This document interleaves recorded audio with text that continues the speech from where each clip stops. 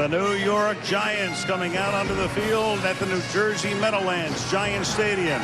Boy, did they need a win last week against Washington. And they got it. And they're ready to take on Donovan, McNabb, and the Philadelphia Eagles. And boy, did they need a win last week against Detroit. And they got it. Giants, Eagles on Sunday Night Football. Al Michaels along with John Madden, Andrea Kramer. Welcome to the Meadowlands. It's much too early to talk about must-wins and desperation wins. Close enough. Each of these teams came off a victory last week they really had to have because the Dallas Cowboys right now are 4-0. Washington a bye week, 2-1. The winner of this game, 2-2 with a two-game winning streak, feeling pretty good about themselves. The loser of this game drops to 1-3, 3 games back, and right now with a quarter of the way through the season, they would be about as desperate as you could be at the end of September. Philadelphia, meanwhile, not feeling very good about themselves physically, John. Brian Westbrook is out. They're minus 5 starters, 4 Pro Bowlers, 3 on offense, 2 on defense tonight. What is Andy Reid's plan B for this game? Well, I think the big thing when you lose a Brian Westbrook and they just decided tonight that he wouldn't play, you lose your best runner and your best receiver. So to say the pressure is on Donovan and McNabb, it is every time the Eagles play. It's going to be about McNabb. But he's going to have to get the ball to different guys. And it may not be Terrell Buckholder, who's a backup back, but it could be the wide receivers. Last week, Kevin Curtis stepped up and had a big game. I think tonight, Reggie Brown has to step up as a wide receiver for the Eagles. And he's only caught 5 balls in 3 games. Now, as far as the Giants are concerned, last week, that porous defense shut out Washington in the second half. They erased a 21-point deficit. Manning looked good. Burris looked good. They won a game they had to win. But when you look at tonight's game of the Giants' 2 units, offense, defense, which would be most important for their fortunes to win this game? Well, you know, it'd be easy to say defense. I mean, their defense hasn't played well all year. You know, you talked about that fourth quarter.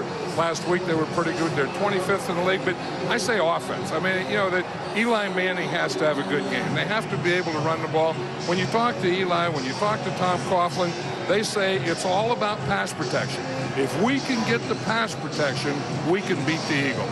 These two teams 90 miles apart, met 3 times last year, including once in the playoffs. They've been meeting since 1933. The Eagles-Giants rivalry is like NASCAR. A lot of banging, a lot of hitting, a lot of swerving, a lot of wrecking. And you never tell who's going to win at the end.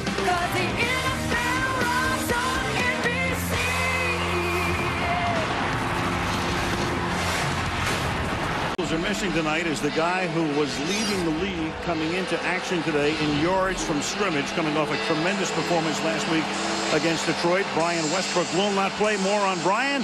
Let's go to Andrea Kramer. Andrea. Hey, Al. Well, Brian Westbrook has a tear in the muscle under his left rib area, and it causes the rib to pop out through the muscle, and it's excruciating pain. So this afternoon at the team hotel, they did some muscle tests and stretching. It was just too painful for him to go. An additional concern is that the muscle could tear more and the rib could fracture. So with Westbrook out, I asked Giants head coach Tom Coughlin what he has to do. He said they still have to stop the run with as few guys as possible. He thinks the Eagles are going to try to spread them out, exploit their 29th ranked pass defense, and throw like crazy. Well, we'll find out at the Meadowlands before the usual packed throng. Act 1, Philly against New York. Phillies win today, Mets lose. Sorry to bring it up again, Mets fans. Mets are out. Phillies are in. They'll meet the winner of tomorrow's playoff game between San Diego and Colorado. David Akers to kick off for the Philadelphia Eagles, back in their conventional uniforms after the yellow and whatever it was show last week, baby blue, canary yellow and blue, but it worked for them. They scored 56 points. Ruben Drones back to receive the kick. And here we go from the Meadowlands.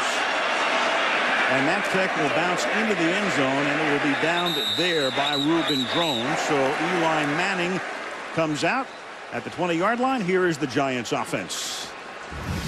Eli Manning, Ole Miss. D. Ward, Fresno State. Madison Hitchcock, University of North Carolina. Plexico Burris, Michigan State. Amani Toomer, University of Michigan. Jeremy Shockey, University of Miami. Dave Deal, University of Chief Line Island. Rich Seibert, Western Illinois. John O'Hara, Rutgers. Chris Snake, Boston College. Marie McKenzie, Penn State. Derek Ward starting. There was some question as to Ward's health. He missed some practice time this week. with an ankle sprain. But here is the sudden star of the Giants at backfield now with a flag coming in right off the bat. Ward taking the spot of the injured Brandon Jacobs. He got hurt on opening night against Dallas. There's a hole here, though, against New York. Number 68. 10-yard penalty. First down. There is no 68. I would say it would be either 66 or 69. I was going to say 66 or 69 because that's where Derek Ward ran. He ran right in between Rich Seibert and Dave Deal.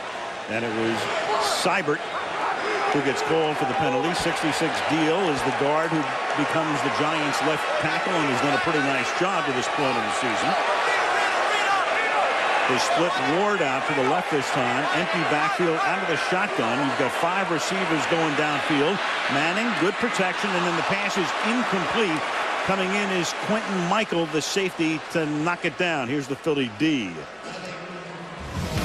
Von Kurst, University of Florida. Mike Patterson, University of Southern California. Bradley Bunkley, Florida State University.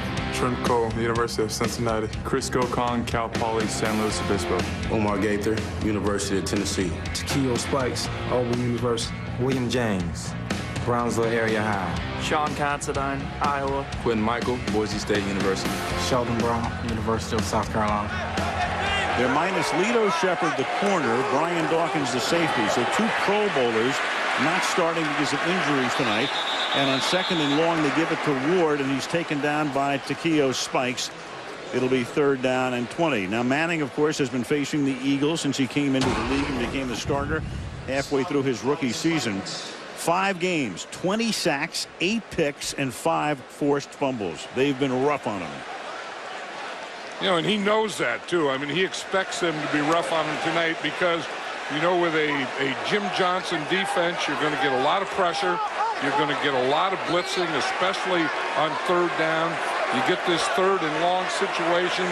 He gives you the nickel like he does here and a lot of exotic looks, and that's what you have to pick up. This time only a 3-man rush with 8 back. It's a screen to Ward, and he gets tackled at the 16. So a stumbling start for the Giants. He had a holding call right off the bat, negating an 8-yard gain.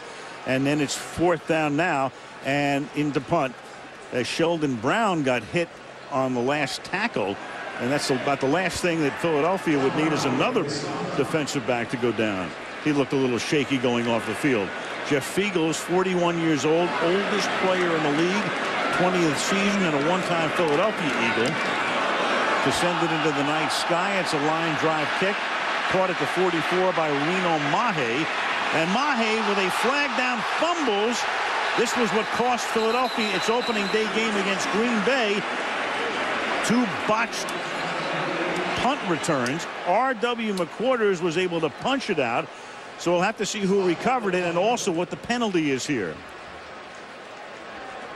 Philadelphia indicating they have it, so they'll retain possession. During the kick, holding, receiving team, number 81. 10-yard penalty, first down. At least they keep the ball. Let's take a look at the Eagle offense. Donovan McNabb, Syracuse University. Burrell Buckhalter, Nebraska. Thomas DePay, the University of Minnesota. Kevin Curtis, Utah State. Reggie Brown, Carrollton High School. Matt Schobel, TCU. Winston Justice, University of Southern California. Todd Herman, Saginaw Valley State. Jamal Jackson, Delaware State. Sean Andrews, the Big Kid, Arkansas. John Runyon, Michigan. Talk about Sheldon Brown again, minus Dawkins, minus Shepherd, and there is Brown. So Philadelphia has another issue at the moment.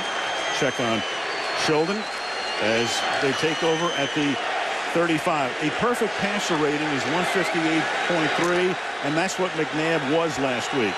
They scored 49 points in the first half. He came out on fire.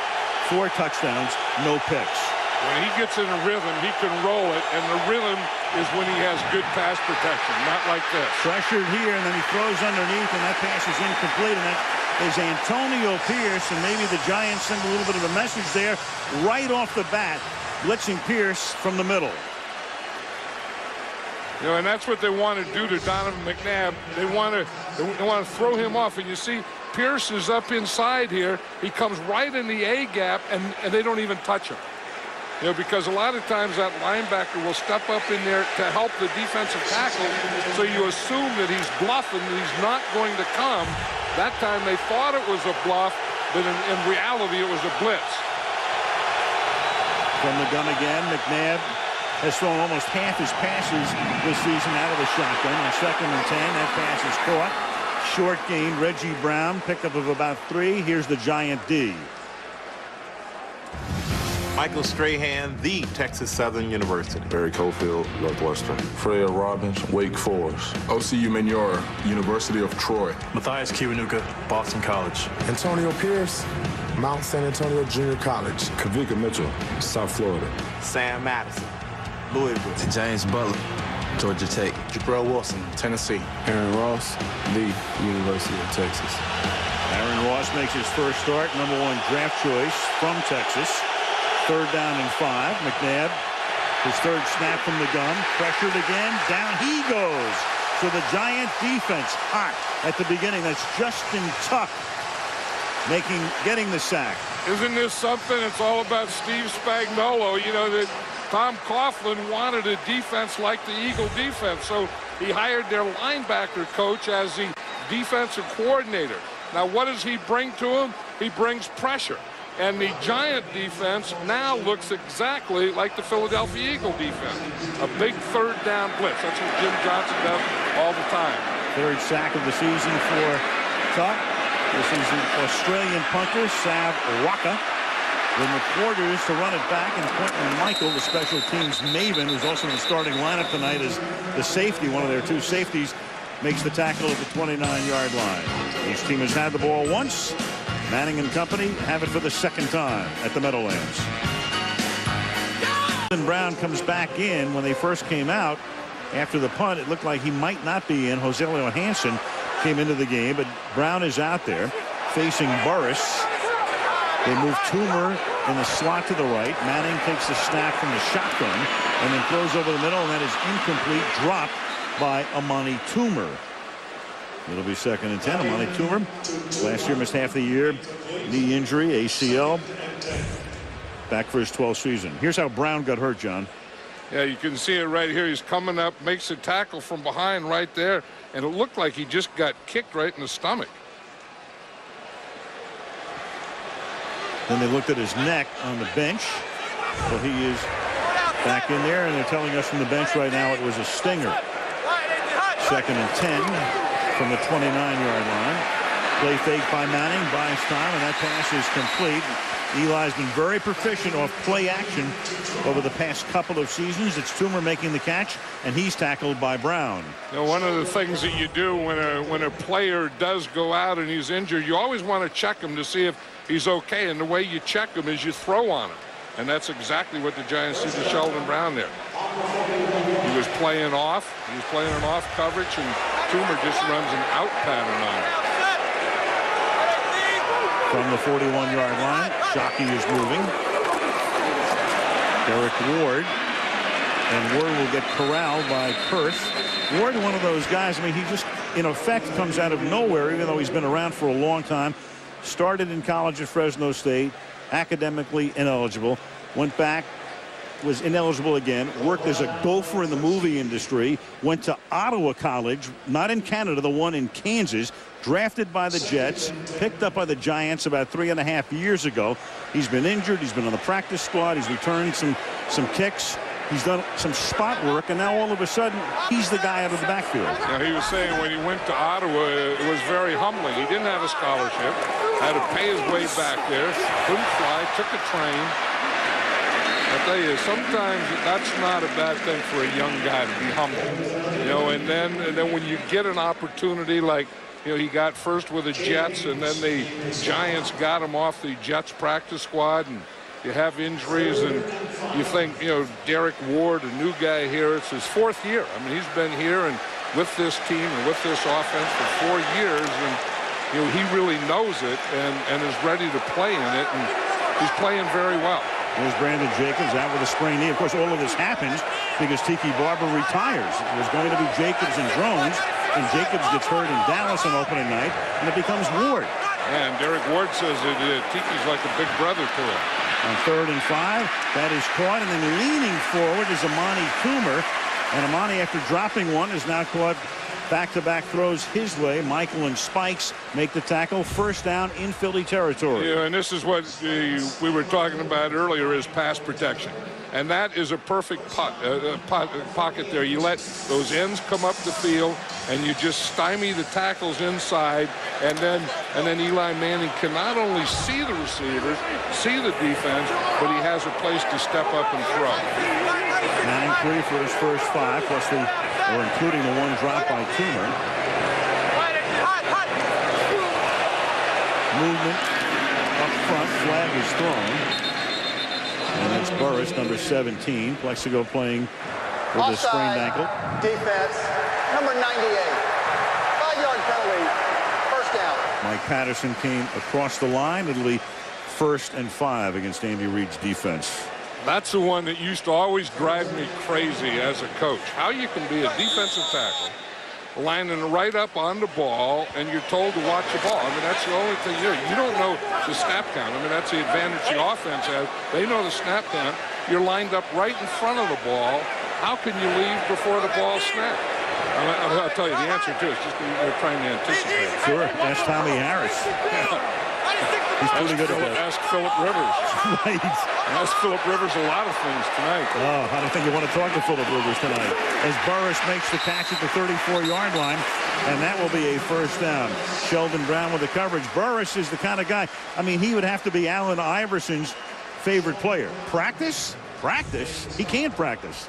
No, but he can do this. I mean, he's so big, and he's such a great target that, again, that's that fade stop. He's trying to get deep.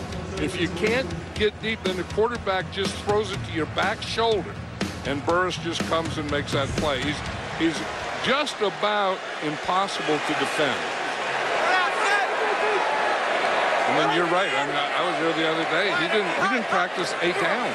From the 33-yard line, Manning buys time, throws underneath. Ward makes the catch. And Ward fighting for that first down and is close to it. Chris Gokong first to make contact, but then Ward able to move forward and appears to have a first down at the 23-yard line. I know what Jim Johnson is thinking right now, the coordinator of the Eagles, that I got to get this guy out of rhythm. He's way too comfortable. I'm talking about Eli Manning, and you just watch him. I mean, he's very calm. He's getting comfort. You know, he has good pass protection. He has guys open. He has everything going his way. And knowing Jim Johnson, he wants to throw him out of that rhythm, and he wants to do it right here. And the way he does it, obviously, is with a blitz. First down. Manning coming into the season, among other things, people talking about, well, he has to improve his completion percentage. He has done that coming into tonight's game, 61.3%. And he's really been, as we mentioned before, very tough with play action, as he was on that last play. Yeah, but just look at the poise that he has. I mean, he is a totally different guy the way he operates in a game than he was a year ago, 2 years ago. To the outside to Burris. And Burris will be forced out of bounds at about the 18. Thing about Manning, too, and, you know, talking about earning the respect of your teammates, we saw him on opening night. Remember, he hurt his shoulder. There were some speculation that he would not only miss the following week's game against Green Bay, but maybe be out for a month. He didn't miss anything. Yeah, he had a separated shoulder. In fact, he said, you know, I knew I was going to play the next week. He said if they wanted to know, everyone's speculating how long he's going to be out. He said if they would have just asked me, I would have told them. Maybe.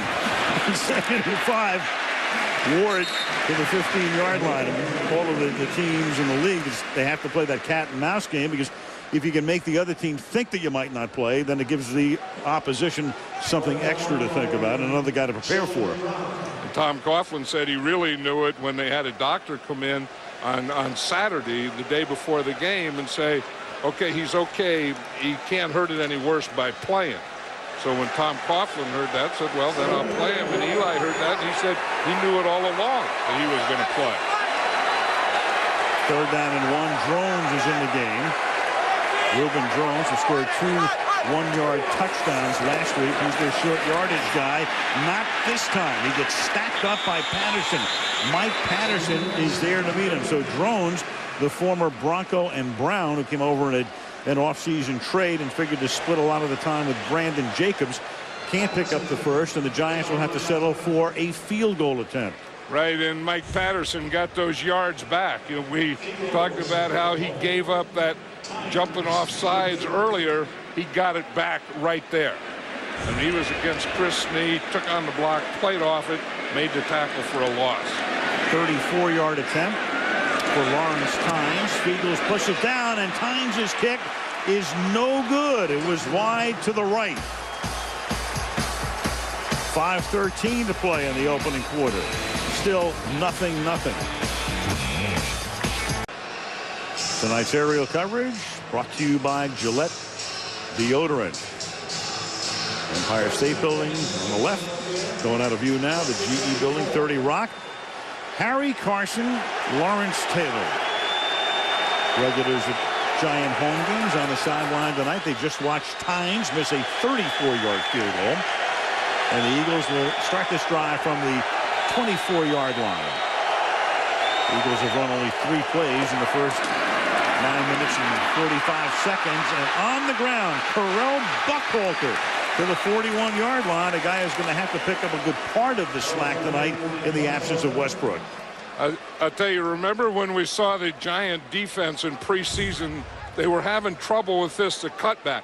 Watch, a run is a lead to the left, but the Giant defense pursues so well, they all get over there, and in doing that, they give a big lane to this backside. 17-yard gain for Buckhalter. He'll take it again. Big hole that time. Didn't need to cut that one back. He picks up 8 straight ahead before the safety Jabril Wilson makes the tackle. There's a lesson in perseverance in Carell Buckhalter, a guy who's had 3 major surgeries. Could have just packed it in at any particular point. They loved him about 3 or 4 years ago. Remember, they had Deuce Staley in the backfield, and then Westbrook came in. Buckhalter was going to be the guy, but he just couldn't stay healthy.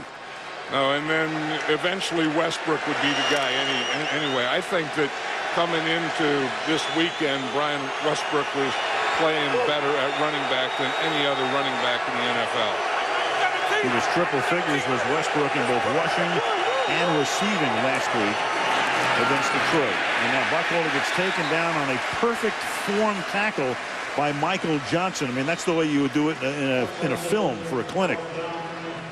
You know, one of the great matchups here that's been going on for years is the right tackle of the Eagles, Big John Runyon, who's one of the not only the best tackles in football, but one of the toughest guys. And then he's going against Michael Strahan, and they've been doing this twice a year for so long. They really know each other. Now you say, who has won most of the battles? I think early it was Strahan. I think lately, I think Runyon's been doing a better job. Agreed. Inside handoff on a delay to Buckhalter, gets taken down by Johnson, but that's a first down all the way down to the 39-yard line. So Buckhalter has ripped off a 17-yard gain and a 12-yard gain. Yeah, we were just talking about John Runyon and his matchup with Michael Strahan, and then they pull him. Here he is in the right. He's going to pull to the left. Now, that's the way the Eagles wanted to run tonight, is to their left. They thought that the weakness of the Giant run defense is their right defensive side, or human Europe. Giants have Michael Johnson, the backup safety in the game right now, because James Butler, a starter, is getting his ankle taped on the sideline. Johnson's been in on the last 2 tackles from the 39-yard line. McNabb throws low, left, right, and left again, intended for Kevin Curtis, who had a spectacular game last week. 11 receptions for 221 yards, 3 touchdowns against Detroit. You know, I remember, most quarterbacks will always tell you that it's not when your arm is ready, it's when your feet are ready. And on that play there, Donovan McNabb's feet were not ready to throw to the left. Curtis came over from St. Louis. He was the slot receiver there. Most of the passes went to Isaac Bruce and Torrey Holt, but now a chance to wind up as number 1 here. And that is incomplete, and that's unusual because he has great hands, great speed. Incomplete, and that time Strahan got to McNabb. Yeah, because they didn't block him. I hate that kind of protection where the tackle blocks down and you let that end come free. Here you see Kevin Curtis. I mean, that's just a drop. But watch this. Here you're going to have the tackle block down and just let the end come free. Now, the back is supposed to block him, and that is a protection, and I've always hated that protection. I think it's a stupid protection. McNabb hates it, too. Strahan loves it. Buckholder and Mahe are in the backfield flanking McNabb. Good protection this time, but the secondary does its job, and then it's O.C. Umenyiora who gets the sack. And did you see where he started? He started as a linebacker, and then he came up the middle. Now, he's usually a defensive end on the right side. Here he starts as a linebacker, and then they have a stunt, and he's going to come right up the middle, right there. And I think that's what they're trying to do to McNabb, is on passing downs, get a push or pressure straight up the middle to flush him out, just like this. 2 sacks tonight for the Giants in the first quarter, and it's a bad kick that will be fair caught at the 22-yard line. Sav Rocca tried to pooch punt it, and that was a dog. 25-yard kick.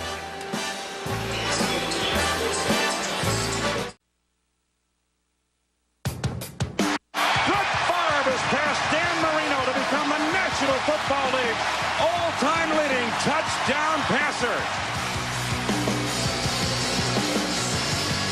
And that's what happened today. Green Bay knocking off Minnesota. 4:21 now for Favre. Touchdown passes in his career, eclipsing the mark held by Dan Marino. Meanwhile, Brian Griese takes over for Rex Grossman, and Detroit beats Chicago. So all of a sudden, a vital game for Chicago next week. Chicago at Green Bay is the Sunday night game from Lambeau Field. And Brett Favre has that record and everything, and he should be proud, and congratulations. But how about the Packers being 4-0? Unbelievable. Meanwhile, Philadelphia with 9 sacks last week against Detroit, 14-3, leading the league in that department. Get one here from the freak, Javon Curse. Yeah, he goes right around Kareem McKenzie, and you're going to see it right there. He starts up, then he goes to the inside, and that's McKenzie has bad technique. I mean, usually when a tackle is beaten to the inside, it's because he lifts his inside leg. Once you lift that inside leg and give him the inside, like McKenzie did on that play, they're going to take it every time. 2nd and 16 with the play clock down to 1. Manning swings it to Ward on the outside, out past the 20. It's a nice little Edwin Moses move, and William James, the former William Peterson, who used to play with the Giants, is there to force him out.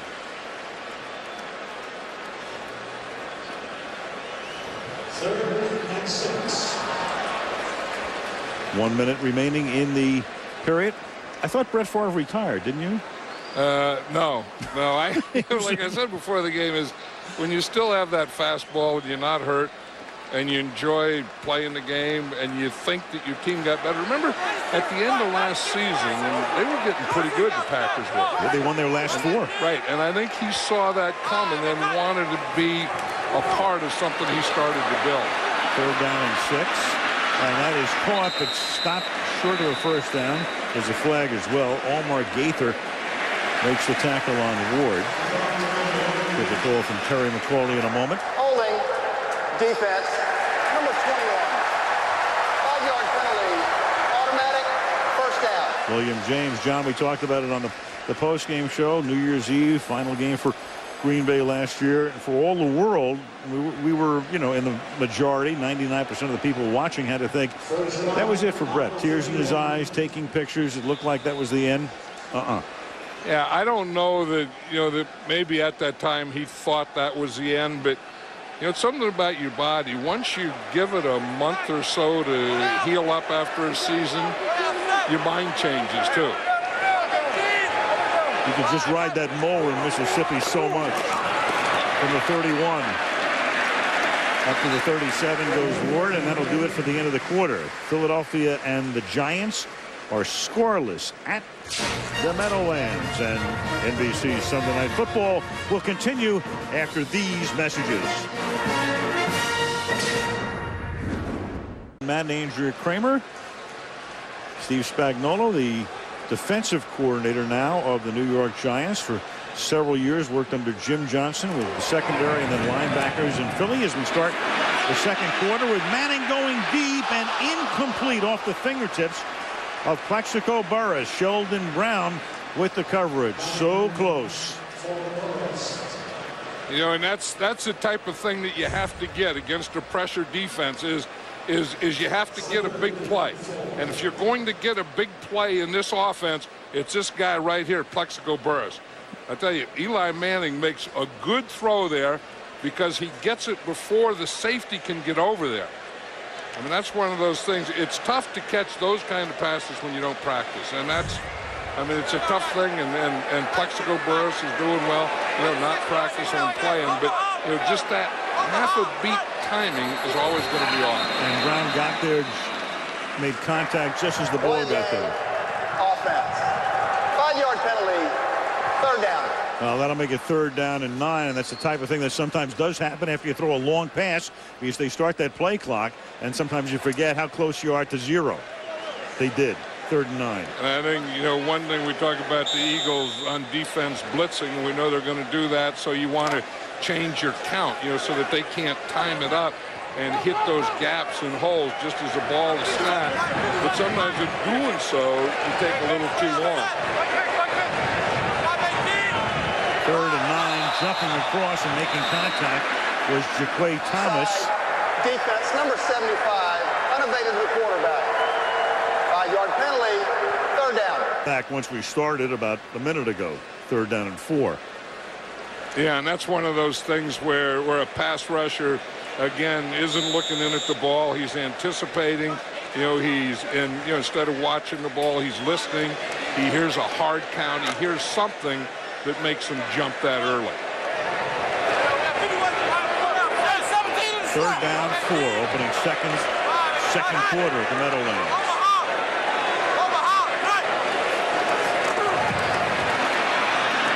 Manning tipped in the air and incomplete. It was Darren Howard, number 90, the former New Orleans Saint, who tips it, and the Giants are forced to punt. You know, the Philadelphia Eagles are heavy 3rd down blitzing, so what they did that time is get up there and fake the blitz and make Eli Manning call a protection, and then they jumped out. You see, and then they jumped out and they go deep, so he has time, but he had a call for a blitz, and there was no blitz. And that was Darren Howard, number 90, that got his hand up. We're going to do a snee at the end of the play. Eagles to punt. He still has it at 41. Angled kick. Caught at the 16-yard line by Reno Mahe. And Mahe brings it back to the 26-yard line. 24 ticks into the second quarter. 0-0. Every play. When the ball's in your hands, everyone is watching you to see exactly what you're going to do. Decisions you make, where the ball's going to go, and obviously the end result. You know, you're going to be responsible for what's happening on the field. The 2 quarterbacks. There's Donovan McNabb. You know, we know that the rating system for a quarterback, it's squirrely, it's cockamamie from time to time. But what do you need for a perfect passer rating? You need those figures on the left. If you do that, then you get a perfect passer rating. Perfect doesn't, you don't get 158.3 by completing every pass.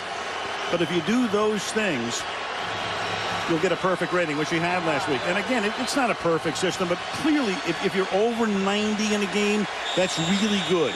If you're under 70, that's not very good. If you're under 50, that's pretty terrible. And I know, Johnny Unitas has a lower rating than some bums, but for the most part, it gives you an indication to a degree of how a quarterback does. And last week, McNabb was perfect. So far tonight, he's only completed 1 pass for 5 yards. 1 out of 4. Will it be 1 out of 5? It will be. The pass is incomplete. The coverage was good, intended for Reggie Brown. Covered by James Butler. It'll be 2nd down and 10. And we know that Trey Thomas is out as a left tackle. So who's playing there? It's Winston Justice, number 74, right here. And he's a pretty good pass protector, and he's also a good run blocker. Now, that's one of the matchups that they were worried about. O.C. Umenyiora against Winston Justice, and on that play, Justice was pretty good. Justice inactive for every game last year, taking the place of the injured Trey Thomas. And it's a short gain for Carell Buckwalter, taking it up to the 27-yard line. It'll be 3rd down and 9. The Giants were shredded on opening night. Dallas got 45 points. Green Bay came in and gave them a lot of trouble in week 2. And then last week, Washington looked okay in the first half.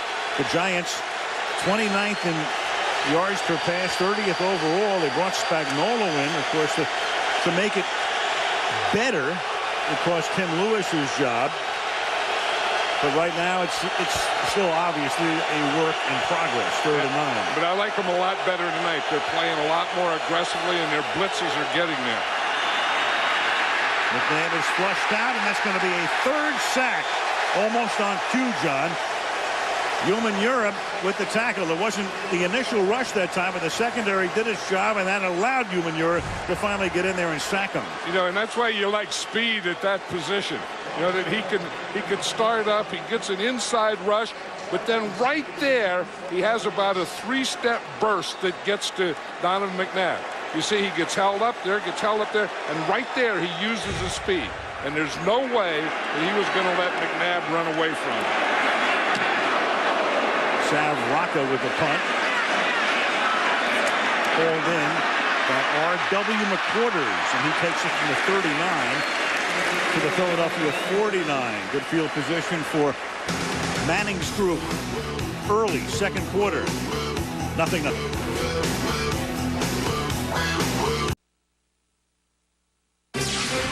Looks left, goes, picked off, coming back the other way is Keith Smith. Looking, drills the middle, he's got Jennings, touchdown! Brett Favre has become the National Football League all-time leading touchdown passer. The headlines of the day. Have that moon over, or part of that moon over Lambeau Field next week when Chicago takes on the undefeated Packers on Sunday night. Giants-Eagles, key game for both teams. Early season game, no score. Giants at the 49-yard line. Manning buys time, slides up, completes it. That'll be a 1st down. Here comes the flag. Caught by Amani Toomer. For the moment, he takes it to the 30-yard line. You see how Eli slid up there, you said slides up, and that's the biggest thing a quarterback has to do in the NFL today. You know, it's not scrambling, it's not running, although you have to run for a couple 1st downs, but it's just sliding into that hole to throw the ball. Phillies to 5, 1st down. On Gaither, the middle linebacker. Remember, they parted ways with Jeremiah Trotter in training camp, and Gaither took over that spot. See how Eli just slides a little to the left there. Then he finds not only that gap to see Amani Toomer, but that gap to throw it through. From the 30. Manning hits and throws and gets it into the arms of Amani Toomer at the 14-yard line. So Toomer dropped the first pass that came his way tonight, but now makes his 4th grab of the evening.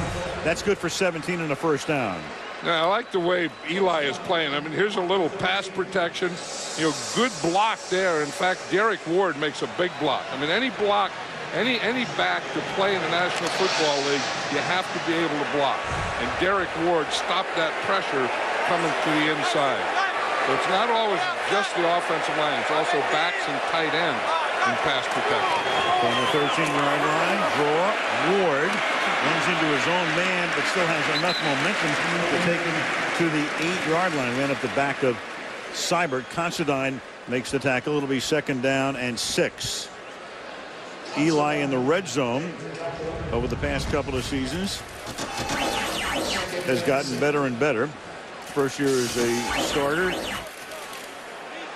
not particularly good. In fact, not good at all. Second year, much better.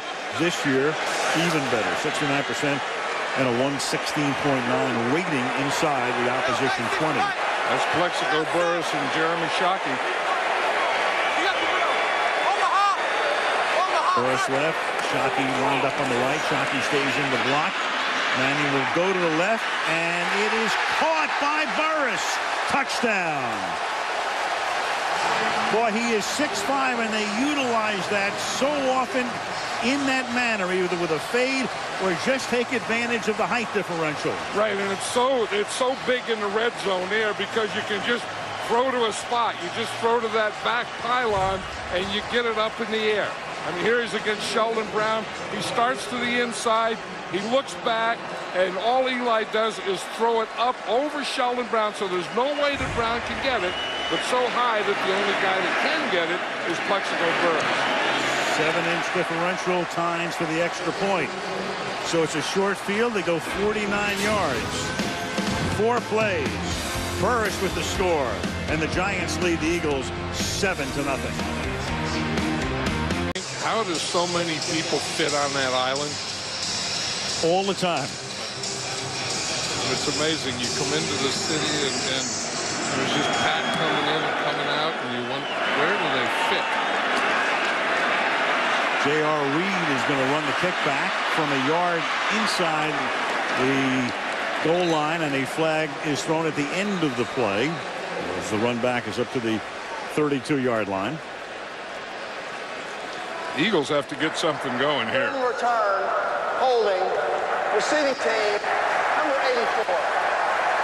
10-yard penalty, first down, timeout. Hank Basket. Back out comes McNabb, off to a slow start tonight. 1 for 5. And there is the journeyman himself, Kevin McKidd, star of NBC's new Monday drama. Enjoying the game here tomorrow night. 10 Eastern and Pacific, 9 Central and Mountain. Journeyman right here on NBC. Eagles with so many injuries tonight. They're playing a few journeymen. The ball is at the 14-yard line. Terrell Buckwalter up to the 16. Again, if you're joining us late, Brian Westbrook, abdominal strain, not playing. L.J. Smith, tight end, out again. You've got there is Westbrook as you look at him on the sideline. Trey Thomas, the left tackle, not playing. The starting safety, Brian Dawkins. Starting corner, Lito Shepard, also out. 4 Pro Bowlers, 5 starters. And McNabb hasn't gotten anything going here. He hasn't even gotten started. He's only completed 1 pass. And that was for 5 yards to Brown. And now you've got Madison trying to get an early jump.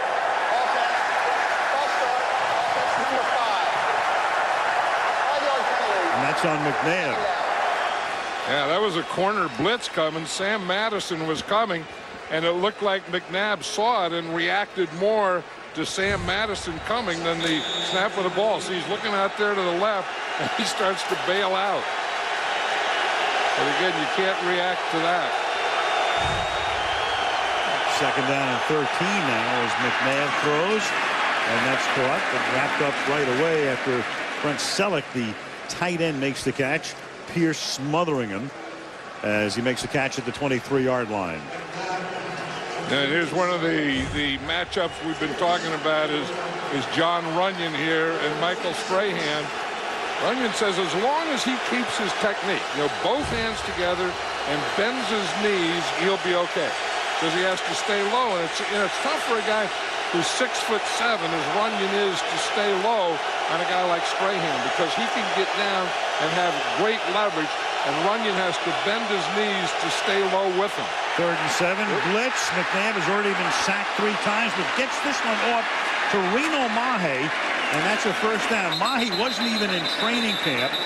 He was gone, but then the Eagles, with 2 botched punts against Green Bay on opening day, put the call out for Reno to return punts, and now with the injury to Westbrook, see a little offense as well. Did you see Humidity on that play? Winston Justice is a tackle here. Here's Humidity. He just runs right by him.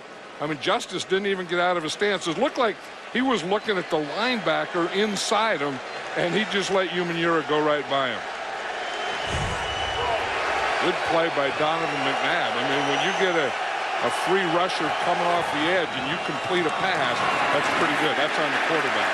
Now Buckwalter for a gain of 1. 2nd down and 9. Here's Andrea. you're talking a lot about OCU Manura, but of course there's the classic Runyon-Strahan matchup. And John Runyon told me that the week before he faces Strahan, he always looks at a special cut-up tape of plays that Strahan has beat him to remind him what he did wrong. Strahan, by the way, said it must take Runyon 2 weeks to study that tape. Well, there's lots of trash talking in this matchup, and Strahan says he does it because Runyon's always doing some illegal stuff, holding him, and when a play is over, he'll roll over and hit you in the pile, you know where, guys. But really, they do respect each other. We'll be back for more. 2nd and 9. That is caught by Brent Selleck, so the tight end getting this some action. He and Matt Schobel sharing time in the absence of L.J. Smith makes the catch. So I think about Runyon and Strahan. One of the reasons, I mean, Runyon was already a pretty good tackle at Tennessee as Philly goes without a huddle here. And one of the reasons they got him was playing in the NFC East. They knew they had to have a guy take care of Strahan twice a year. Right, and the right tackle, because most, pass protectors are left tackles, but they knew with Strahan playing left defensive end that they have to get a very good right tackle. And they did in Runyon. In that deal in piles and stuff like that, John Runyon will tell you, all I do is finish off my blocks, and he does. This is the 14th time they faced each other in a regular season game, plus once in the playoffs. And down goes McNabb again, and this time it is Strahan. And Strahan, let's see where they put the ball here, because if it's behind the line of scrimmage, which it is, it would be a sack for Strahan, which now makes him officially the all-time New York Giants sack leader. He hadn't had a sack since the end of last season. He gets one here. It's a 3-yard sack, and he now eclipses Lawrence Taylor with 133.5. There's a little bit of an asterisk attached to that. We'll tell you about that in a second. Still, it's a very impressive figure. Yeah, Lawrence Taylor, one of the all-time great pass rushers, and obviously so is Michael Strahan. And now you've got Buckholder on the ground picking up the first down. Sacks didn't come into play until the early 80s. Lawrence Taylor played 1 year before a sack was an official stat. So he did have some sacks. They think he had about 9.5. So he should, in reality, have a few more sacks than he did. But officially, there it is right now. Strahan 1, Taylor 2. I have a lot of respect for Michael Strahan and what he did. And here you'll see the sack. And again, it's on John Runyon, and he doesn't get both hands in there. Andy Reid said if he only has one hand there, Strahan will beat him. On that play, he only had one of his hands on the inside. From the 43-yard line, McNabb throws, and that pass is not caught by Jason Avant, who has moved into the number 3 wide receiver spot for Philadelphia. I'll tell you this, talking about Lawrence Taylor, and all the years that I've done this, Lawrence Taylor is the best defensive player I've seen at any position. And he was a one guy. You said, have you ever seen a defensive player that can take over or dominate a game? That's usually an offensive thing. Lawrence Taylor could take over and dominate a game. If you're an offensive coordinator, I mean, what's the first thing you would think about when you're playing the Giants? Get LT block. 2nd and 10. Screen. Buckholter gets a block, and then there to force him out of bounds before he can get to the marker is Jabril Wilson. And the Eagles look like they have a plan now. I mean, earlier they looked like they were, kind of stumbling out there. They couldn't get anything going. We said McNabb only completed one pass, and they didn't have any rhythm at all. And now you can just feel them. They're starting to get it. 3rd down and 3. Philadelphia at the Giant 36. And McNabb is that type of quarterback. He can be very streaky. I mean, he can go 1 for 5 or 6, and then he can go 15 for 15. Toss back, Buckholter. Beautifully designed play. Wilson makes the tackle and a first down. Take to the fullback. Little toss to the eye back to the right side. A 7-yard gain and move the sticks. You say, where was Strahan on that play? Well, he wasn't in there. The rookie Jay Alford was in there, so they take advantage of him. You see, they get him to rush the quarterback like he's going to get McNabb. He comes in, and boom, they just pop it out there outside of him. Strahan would, probably be standing there and waiting for that play. Strahan not in top shape. He had no training camp. Remember, he didn't know whether he was going to retire or not. I think he knew, but he didn't want to go to training camp, and then he showed up about a week before the season began. And I think he's just getting ready to play pro football right now. This is Buckwalter, and Buckwalter will take it to the 24 in the absence of Westbrook tonight. Buckwalter has already carried the ball 10 times for 69 yards. Good work. And some of those plays, you know, like that last play, that flip to the outside, that was a Westbrook play. I mean, Westbrook, you know, could get that out there and make someone miss or two guys miss and make a touchdown out of that play.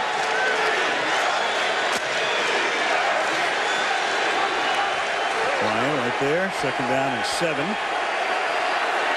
Buckwalter behind the fullback here, Thomas Tepe. And McNabb is going to take a timeout prior to the Charge timeout. 2nd and 7. Giants 7. Eagles nothing. 4:07 of the half.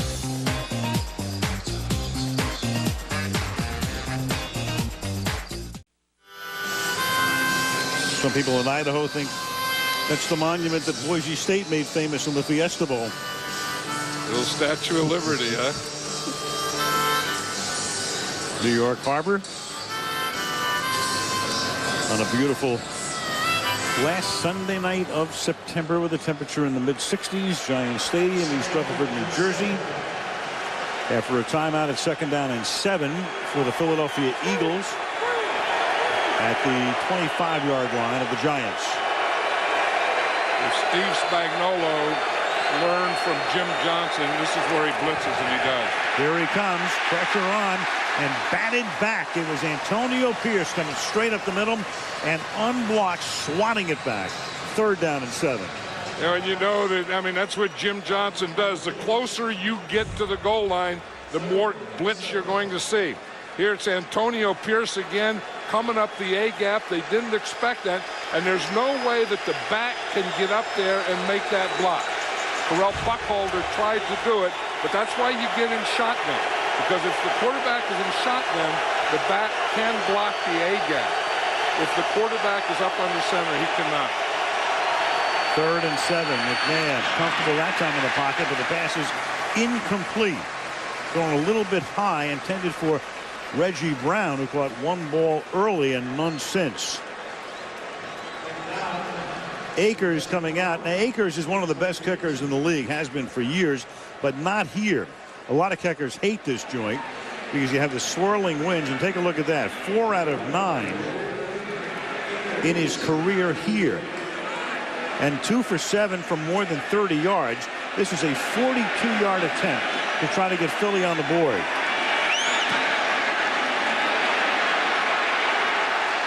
And he still hates the Meadowlands. That can get in a guy's head. Boy, oh, you bet.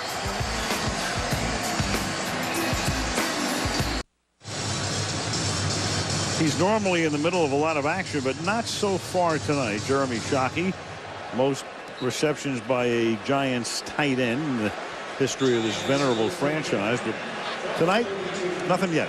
I remember when Eli used to feel that he had to always get Shockey involved in the game earlier. He would get frustrated. He said, that's not true anymore. He said, we believe we have to win the 4th quarter. He swings this one to the outside. That's Madison Hedgecock, the fullback. Madison Hedgecock should be a character that Michael Douglas plays in a sequel to Wall Street. That's a fullback. Well, you're not named Madison Hedgecock. Right. I mean, who's on his way? Madison Hedgecock's on his way. Here he comes. He's a hedge fund manager. Here Madison comes Hedgecock. I'll tell you, he has the biggest calves. I was watching him in practice the other day. I think he has the biggest calves for a running back that I've ever seen. And he has that cankle thing going too. You know, where you're half calf and half ankle. 2nd and 1. And they give it to Ward, and he has a 1st down and into Philadelphia territory to the 44-yard line. Chris Gokong couldn't make the tackle, and a flag comes down at the end of the play. I like Derek Ward. He's a tough guy, and he keeps his feet going all the time. He has good vision. Freshman face mask. Defense number 96. 15-yard penalty. 1st down. Omar Gaither, the middle linebacker. Yeah, we were just talking about Jeremy Shockey, though, and said that he hasn't caught a pass yet, but this is what he does. I mean, he maintains that edge. He gets into his guy, gets him up, holds him up, and he lets Derek Ward get to the outside. Not a great block. I mean, he should have fired a little more and gotten a little movement there, but he did create an edge for Derek Ward. They're about ready to go to Plexico Burris again here. Burris split to the left, Toomer to the right. Manning's looking that way, but he's covered, and the pass is incomplete as it checks down to Derek Ward. Covered by Gokong. It'll be second down and 10. Yeah, and that was a pretty good situation. You kind of knew that play was coming, where you get a first down and then you get a play action pass and you see a press coverage out there on Burris, and that's where he was looking. He was trying to go there. He got a little pressure from that side and had to take his eyes off Burris. Burris with the only touchdown of the night. Giants on top 7-0. 2:41 to the half. Second down and 10. Give it to Ward. Tries to cut it back. Derek Ward will take the ball to the 26-yard line. Tackled there by Quentin Michael. Ward's now carried 8 times for 37 yards. And that was a good cut there because the Eagles are a very good tackling team, a very good pursuing team, and he wanted to let him over pursue to get that cut back, and he was able to do it and just pick up a couple yards. Had he kept going the direction he was going, he would have been thrown for a loss. Third down, 7. I'll guarantee you what you're going to get defensively here is a blitz. And this is Jim Johnson. This is the Philadelphia Eagles. In this position of the field, you are going to get blitzed. But it will have to come on the other side of the 2-minute warning. 7-0 New York. So we are 2 minutes to the end of the first half. Alan, New York, that's real speed. Real time. Could speed it up. Slow Slow motion. That ain't speed it up. The way they move. Manning is 3rd and 7 here. Reuben Drones is the back. Flanking Manning out of the gun. Giants spread him out. 3 receivers to the left. He's using that double cadence. Starts a cadence, stops it, starts it again to get him to commit. He knows he was going to get a blitz, so he wanted him to commit, so he gave him a cadence, stopped the cadence, made them commit. They did. Then he started his cadence again, and they jumped off sides. Monte Rager came across the line, but was he induced? Encroachment. Defense, number 58. 5-yard penalty. Third down.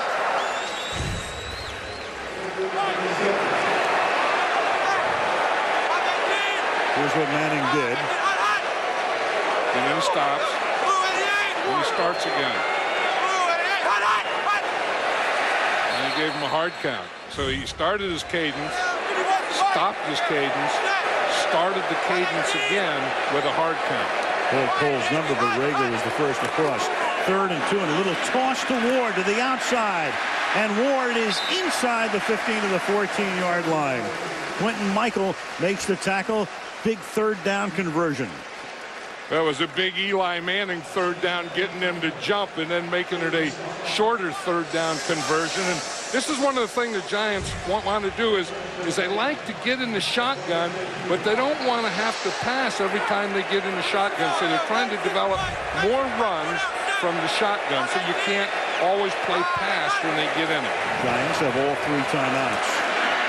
Manning has it intercepted at the 9-yard line. Picked off by the middle linebacker, Gaither, and then Manning chases him out of bounds. So Gaither, who was the recipient of a personal foul penalty that cost him 15 and helped set the Giants up, atones for that with a huge interception. Yeah, Omar Gaither hasn't been making a lot of plays, and Jim Johnson was saying we hope that he can start to make more plays for us at that middle linebacker position. Here he does. He had Jeremy Shockey on the inside. He's just dropping back, and he's walling off Shockey. Then when Shockey turns out, he turns and undercuts it and gets a jump on it. It's kind of an option thing. I think Shockey was running the option off of Omar Gaither. Eli did not have a red zone interception all of last year or this year to this point. Winston Justice Offense, number 74. 5-yard penalty. First down. And with William Thomas hurt, Justice makes his first career start. The Eagles, by the way, have had that same 5 start 19 consecutive games. All of last year, 3 this year. So Thomas is the first change since the end of the 05 season. Right, and then you get a young tackle in their second year, but really his first year, and have to block a speed rusher like Osi Umenyiora. You are going to have those jumps because you cannot let the defensive guy get a jump on you. Eagles have 2 timeouts. McNabb pressured again, and he's going to step up, but not very far. Barry Cofield, the tackle, makes the tackle at the 47-yard line. And that was Umenyiora again that gave the pressure, and again Winston Justice, the tackle's waiting for a speed rush, and Umenyiora gave him a bull rush. He didn't try and speed rush him. He didn't try and go around him. He just went right through him and put the pressure on McNabb. Philly taking a pretty good amount of time considering the circumstances here. They do have 2 timeouts. The Giants have 6 defensive backs in there now. 2nd and 14, but that's a lot of time to take in this situation. And you get a flag here, and it's before the snap. Kevin Curtis. No play prior to the snap. False start. Offense number 87. 5-yard penalty. 2nd down. That's Brent Selleck. Well, Philly had a chance when you're moving down to at least get in field goal range. Now they've already taken the clock down to 33 seconds because they wasted about a half minute there. Yeah, and that's one of the things when you're trying to figure out protections and you're trying to, do too many things, then time just runs out on you. That's 10 penalties for 70 yards on the Eagles, who came in averaging only 3 per game, 10 and a half. Look at Umenyiora again is lined up as a linebacker now and going to rush from that spot. 2nd and 19. They come again. McNabb gets it away, off balance. Incomplete, intended for Jason Avant, and it will be 3rd down and 19. Aaron Ross with the coverage. I tell you, Steve Spagnuolo's doing an excellent job with this defense. He's not letting the Eagles zero in on anything. You can't say, okay, this is what they're doing, this is what they're doing on 2nd down or 3rd down.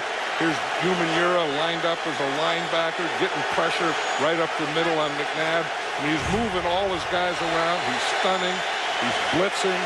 He's really changing up the defense on every play, and the Eagles haven't figured it out yet. Giants now in a position to take a timeout if they hold them here and get the ball back.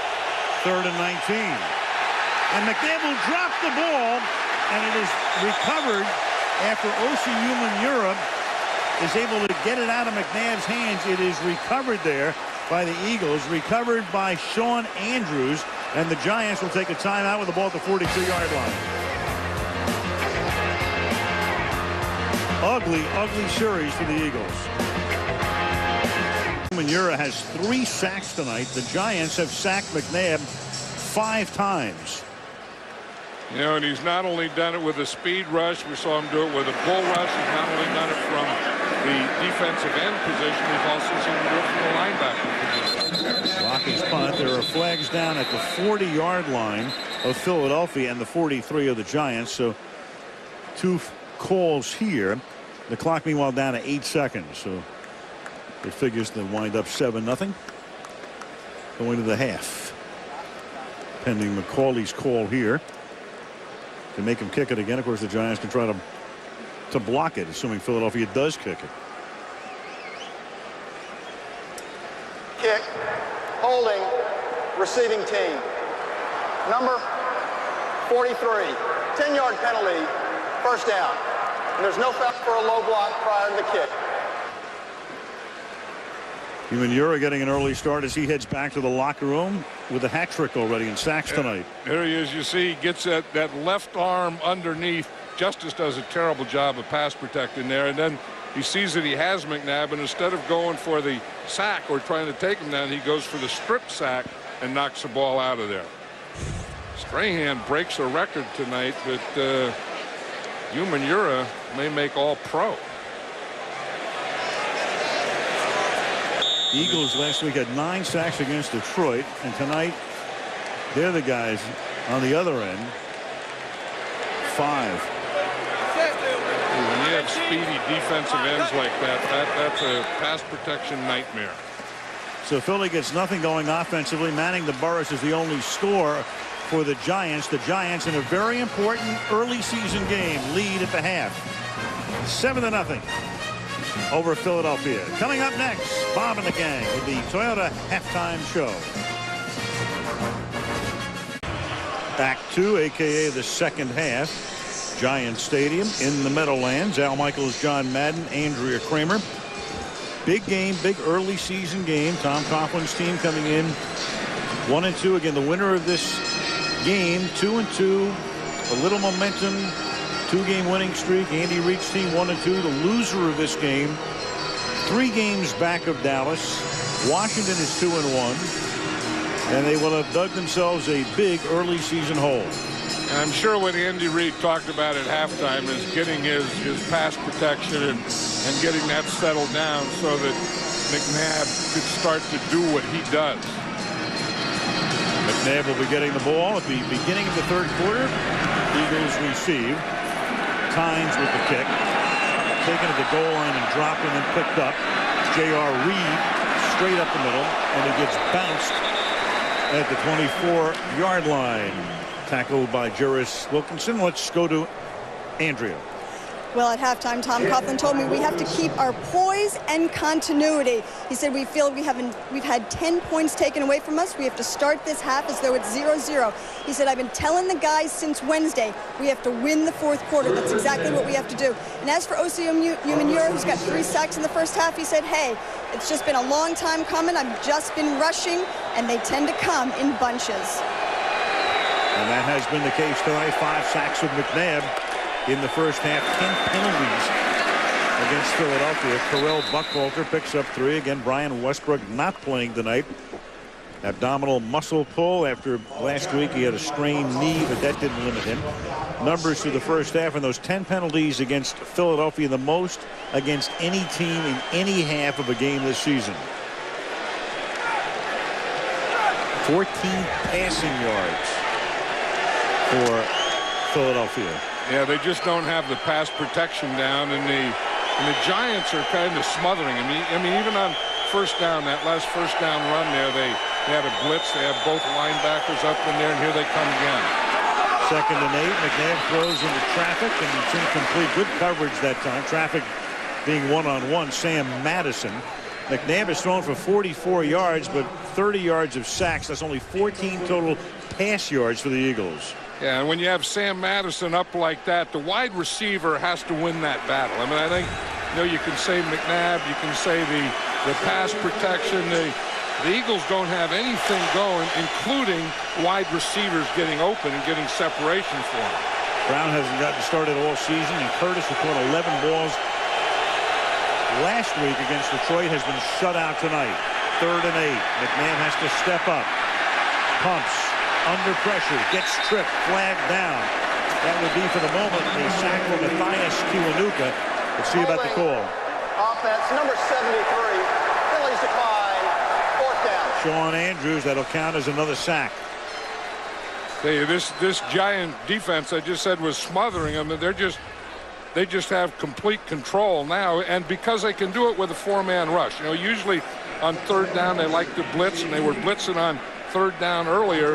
Now I think they have so much confidence in their rush, and the Eagles have lack of confidence in their pass protection. Precisely, as Blocka sends it down to the 37-yard line. R.W. McQuarters will run it back to the 44-yard line. As we go to the break with the only guy who has scored tonight, Plaxico Burress, getting ready as the Giants come back on offense.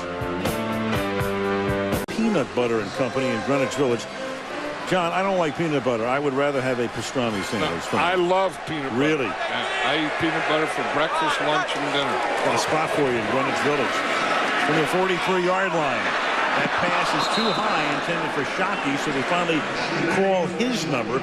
He's yet to make a catch tonight. Yeah, it was funny. Tom Coughlin was telling Andrea that they left 10 points on the board. He must have been thinking this was going to be 7. But I'll tell you, the big play here is watch Eli Manning. At this point, I thought the Eagles were going to score a touchdown. Eli Manning comes and chases him from behind and catches him. I mean, that to me was one of the biggest plays of the first half. And the Eagles botched the chance to at least get into field goal territory with a couple of penalties and a couple of sacks and wound up punting before the end of the half. Eli pointing out who the Mike is. 2nd and 10. Here goes Ward to the outside. And Philadelphia does a good job breaking up the blocking on that. Gokhan and Curse are both there. And sometimes you always talk about, you know, patience being a virtue for a running that you have to wait, let stuff develop. Sometimes you can have too much patience. Face mask. Defense number 51. 15-yard penalty. Automatic first down. Well, that takes the Giants from what would have been a 3rd and 13 to a first down. Takeo Spikes.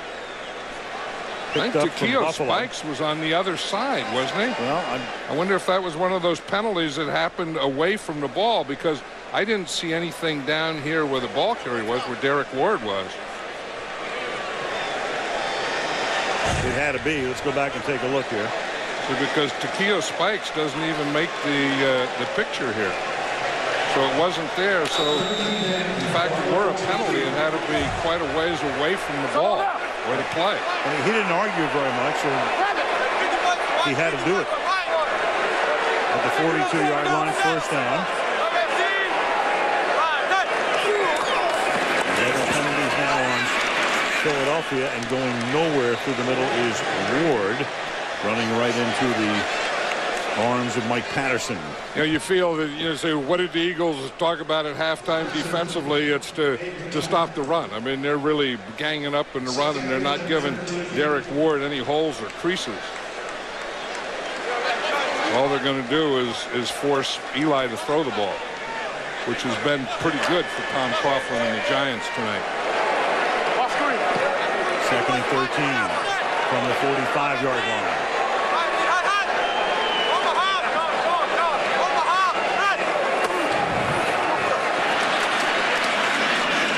Ground again.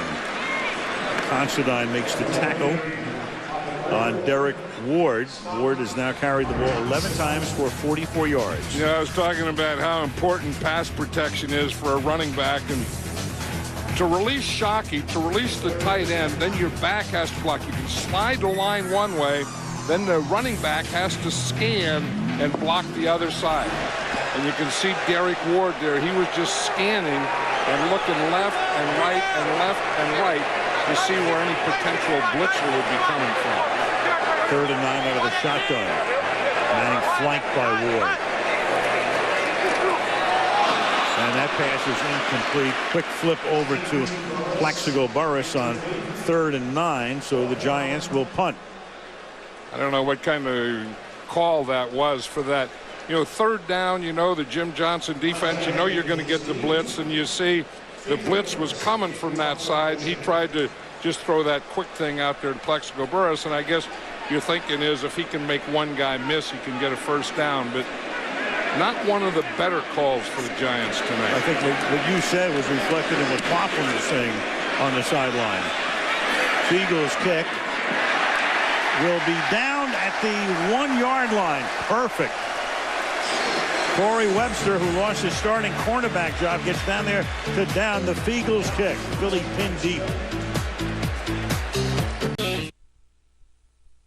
He doesn't come out and have just one move. He's going to counter what you do, and there's not a lot of guys around that can do that type of stuff. What I respect most about John is John's going to fight. He's going to grab you. He's going to hold.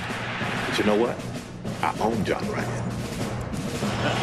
Giants defense is owned Philadelphia right now. You want a recipe for nausea? If you're the Philadelphia offense, Philadelphia has 83 yards of offense and 85 yards in penalties. They are -2. That is nausea. That is nausea. McNabb rolling to his right, throws, and it's about a 6-yard gain to Reggie Brown, tackled there by Sam Madison. Punt, punt, punt. A missed field goal by Akers, who is now 4 out of 10 lifetime here, and 2 more punts.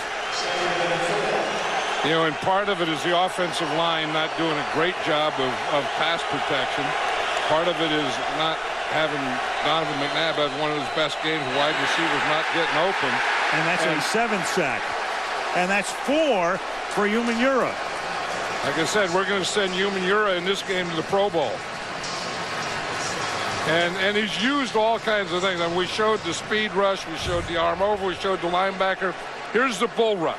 When he expects that speed rush, you just square into him and just push him right back into the quarterback.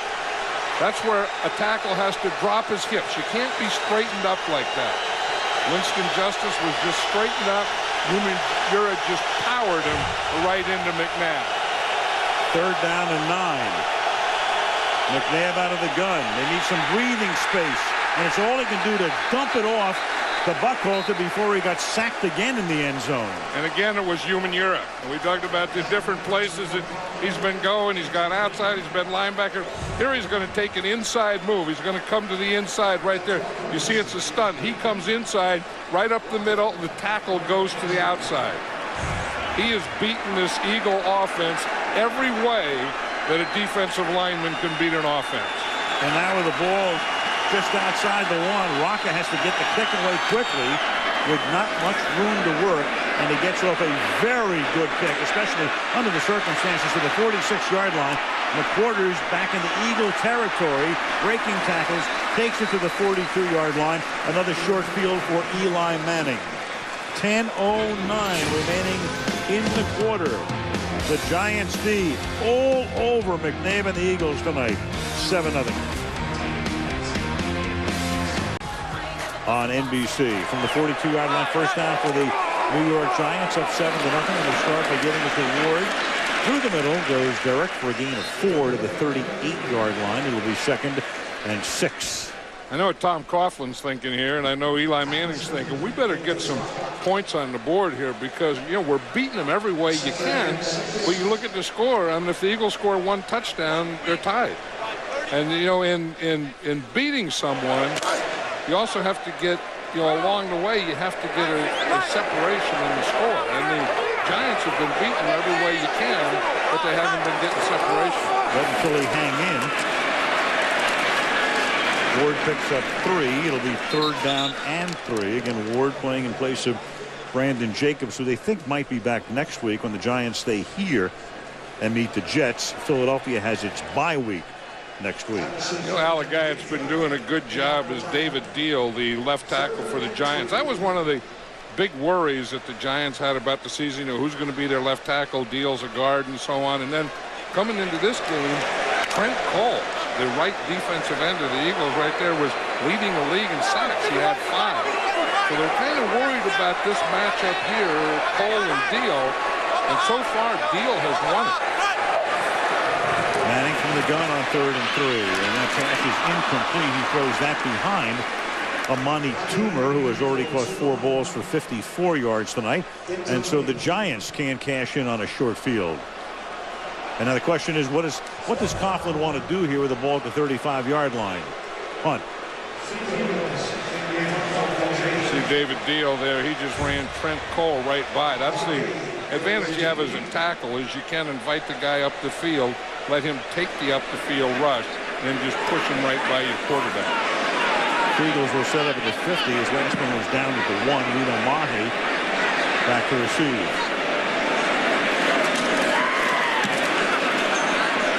Preaches it and angles it again. Bouncing at the 10. And the Giants will down this one inside the 5-yard line. They're spotted at the 4. Another beautiful job done by Fiegels. Chase Blackburn downs it there.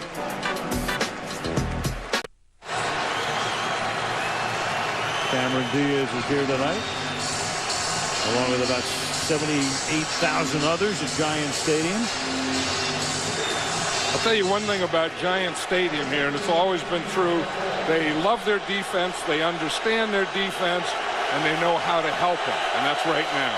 From the 4-yard line, looking for space, and the Giants have provided none tonight against that Philadelphia offense. Justin Tuck comes in and hammers Carell Buckhalter after a gain of 1. 2nd down and 9.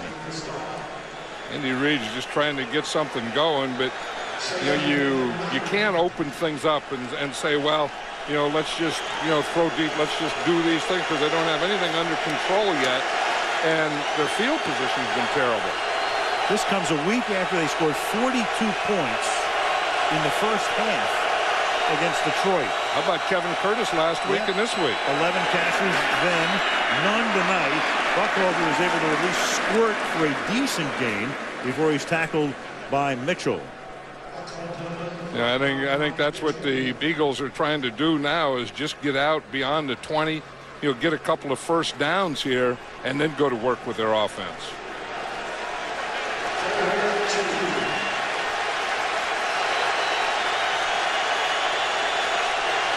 Third and 2. Crowd noise begins to build for the D halfway through the third quarter. And again over the right side. This time it is the rookie Tony Hunt, a rookie out of Penn State. That's his second carry of the night. He gets the first down.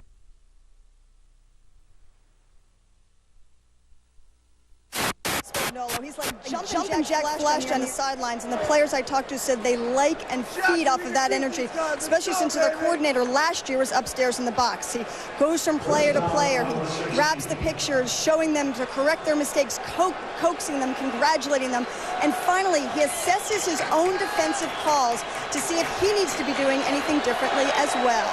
Very demonstrative. The Eagles now go with Mahi as the running back in this set. McNabb has to step up, and he's going to go down again at the 15-yard line. It's Matthias Kiwanuka. So last week, the Eagles had 9 sacks against Detroit, and tonight, that is 7 sacks for the New York Giants. Make it 8. That's the 8th sack of the night for them. Yeah, you're going to see Kiwanuka is up here coming from the outside, and that's really where he's the best. I mean, they're trying to make him a strong side linebacker, and I watched him on film, and in space, when he has to drop back and pass, he's very, very average. When he's on the line of scrimmage or close to the line of scrimmage, he's pretty darn good. Quick snap, McNabb hands the ball off to Buckwalter. It'll be 3rd down and 6 upcoming. You know what I think? Sometimes when you take a defensive lineman and you make a linebacker out of him, he's a little heavy-legged, and he's not used to all the running that they have to do. And he's used to playing, in tighter quarters, and he's used to playing, a guy and right on the line of scrimmage. You can see he's just a totally different guy when he gets up there close to the line of scrimmage, or when he blitzes, or when he's going downhill. 3rd down and 5 from the 21-yard line. McNabb to the outside, and that's off target. Intended for Brown, Reggie Brown, who's been held tonight to 2 catches for 11 yards. He was the guy who caught 7 balls in the playoff game last year, and Coughlin was worried about him tonight. Yeah, well, the guy that he was really worried about is Westbrook. When they talked to Tom Coughlin, he said, that we put our whole defensive game plan around Brian Westbrook, and then when Westbrook, doesn't play, then he has a lot of free defenders, and I think that's why he's blitzing so much tonight. No Westbrook. The Aussie Sav Rocca with a line drive kick. That takes a good bounce for the Eagles. And will be down at the 34-yard line. 5 minutes to go. 3rd quarter. Still 7-0 Giants.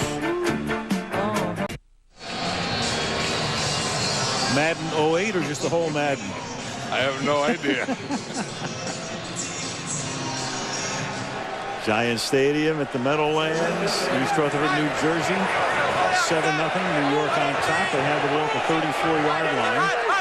Eli Manning will start with a fake toward. A little tight roll, and Shockey finally gets it. And his first catch of the night is a first down to the Eagle 49-yard line. Yeah, I was just thinking that the Giants have to do that. They have to open up a little. Go some deeper passes, go a bootleg, go a reverse, do something here just to open things up and spread them out a little, because I think the Eagles are ready to bend a little here defensively, and the Giants haven't really been aggressive offensively. I think it's time to open up a little. That was a 17-yard gain. Ward will cut it back. From right to left he goes, and he exploits The defensive line for a gain of 7, tackled by Spike, 2nd down and 3. Right, and here's where the patience works. You see the run start to the right, but watch the vision that he has and sees the cutback. There's only 1 guy on the backside and about 7 guys on the play side. So you run to the 1 guy and away from the 7. But that's what I think. I think Derek Ward does have very good vision. I like the way he gets his pads down. He's always underneath the tackles. Nothing spectacular tonight, but just very efficient. Workman-like, averaging a little bit of 4 yards a carry, and Manning's going to air it out, going deep, and there will be 2 flags coming in because Toomer gets tripped up by William James for pass interference. Yeah, the Giants had the same thought that I had. You know, that we've been letting these guys sit around here long enough. Defense, number 21. Automatic, first down. And they're ready to bend, and let's start going after them. They come out with a bootleg, then they go play action pass here. Good fake offensive line, good pass protection, and they just try and get Toomer deep, and they get one-on-one. That's exactly what they're waiting for, exactly what they're looking for. If there's no pass interference, that very well could have been a touchdown. That's a 32-yard penalty. 1st and goal with the nose of the ball on the 10-yard line. Ward back to the line of scrimmage after he gets banged in the backfield. Javon Curse. Terrible by the fullback. You know, in fact, Tom Coughlin was talking about that. Madison Hedgecock. You have to bring your feet with you. When you're a lead blocker, you can't stay in the hole. You see, he just stops his feet. He kind of gets stoned there, too, and the back just runs right into him. I mean, that's what you have Hedgecock for. I mean, Hedgecock, you're going to lead with him, and you want him to get the movement. You want him to get forward movement. You don't want him to get cold-cocked. And he did. 2nd down and goal from the 11-yard line. And Manning had that one get away from him. Intended for Ramani Toomer. It'll be 3rd down and goal. Again, I'm very impressed with Eli Manning, how calm he is. You know, that I think he finally has this game down. You know, it takes a couple years to figure out, you know, what you're doing, and then another year or so to figure out what the defense is doing, and then put the 2 of them together. And I think Eli has them together now.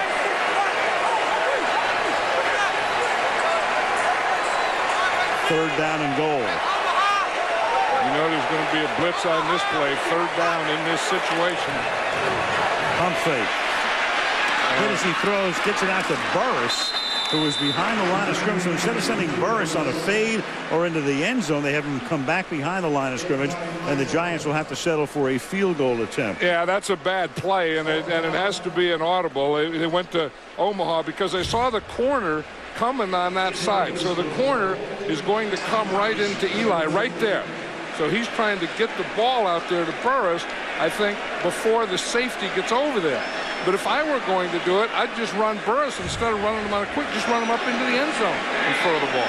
29-yard attempt. It was William James forcing the issue, and Lawrence Tynes comes in and gives the Giants a 10-point lead with 2:03 to play in the 3rd. It's been a struggle. New York on top, 10-zip. I think this defense can be probably the best in the NFL. We have all the capability, all the talent. We have the right coaching staff in place. This could be a great defense. We just have to trust it and believe in it because it is a new defense. And last week we did that. It showed what we could do, and we only plan on getting better. Well, to some Giant fans, that sounded like a little bit of empty rhetoric until tonight, because the Giants gave up 45 in Dallas, 35 to Green Bay here, 17 in the first half to Washington, even though the offense put the defense in bad spots in that first half. They pitched a shutout in the second half at Washington and are pitching a shutout tonight and doing a beautiful job. Tynes with the kickoff. Taken at the 4-yard line. J.R. Reed. And he'll bring it back up to the 27 before he gets tackled by Chase Blackburn. Let's look at some of this guy's plays tonight. O.C. Umenyiora. Here he is. We said he lined up in different positions. Here he is as a linebacker. running a blitz up the middle with a stunt. They had 2 inside linebackers, and he crossed. Here he is with a bull rush move. You know, just taking Winston Justice and putting him in the backfield. Here he is with a speed move. And then, you know, the strip and going after it. And he's done it about every way you can from just about every place that a defensive end can. Gets arrested at the moment, at least on first down. McNabb fires over the middle. That's caught. There's a flag. For the moment, Brown is close to a first down.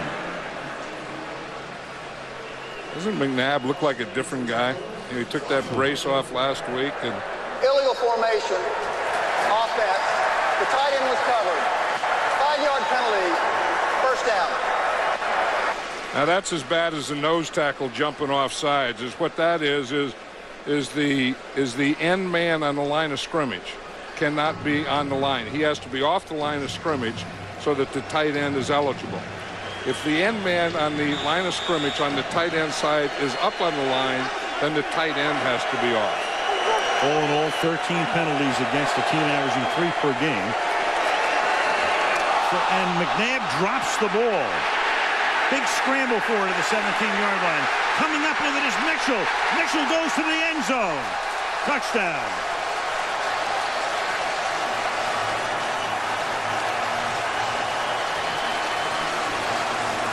Eagles go without a huddle, trying to change the pace of the game. McNabb gets up to the line and drops the snap.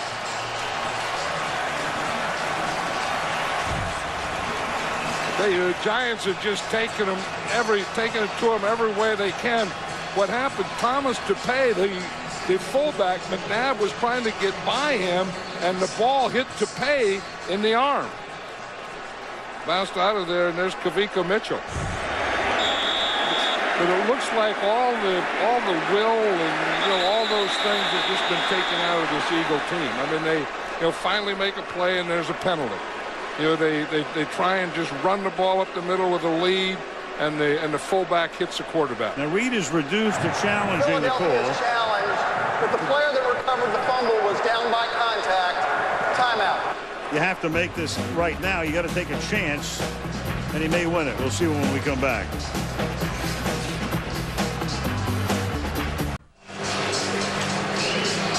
Take a look at this play now. The question is, there's no question that the Giants have recovered the fumble, and then it's a fumble. McNabb drops it. Buckhalter tries to corral it. Squirts out. Here comes Mitchell.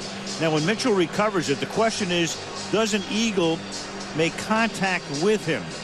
There's a mass of bodies in there, but it appears, as we go back and try to slow it down and look at it right from back to front. Right, and it's contact when he's down. It's not contact, obviously, after he's up, because McNabb has contact with him there. It looked like Schobel comes back. The tight end, number 89. Here he comes. He comes into the picture. The question is, does he make any contact with him? It's going to be an interesting call for Terry McAuley to make here. And I say that in the sense that in looking at this, with the maze of bodies going every which way, and when he gets up and when he's contacted, McAuley could go either way with this. The only guy that have a chance is Matt Schobel. And I would think, since they called it a touchdown, I would think they would have to stay with that. Because, again, it's contact when he's down. So it's their contact when he's down. The player who recovered the fumble was off the ground when he was contacted by the fumbling team. The ruling on the field stands. Touchdown. Philadelphia charged with their first team timeout. Yeah, so that's what McAuley saw. He saw that he was contacted, but he wasn't down any longer. Right. You couldn't definitively say that Schobel, who might have contacted him when he was down, it wasn't clear enough. It wasn't indisputable. When he got up, he was then contacted. But once you get up, you're a runner again. Right, and he had a couple of contacts, not very good contacts, but a couple of Eagle contacts while he was up. Now Tynes for the extra point, and that hits the upright.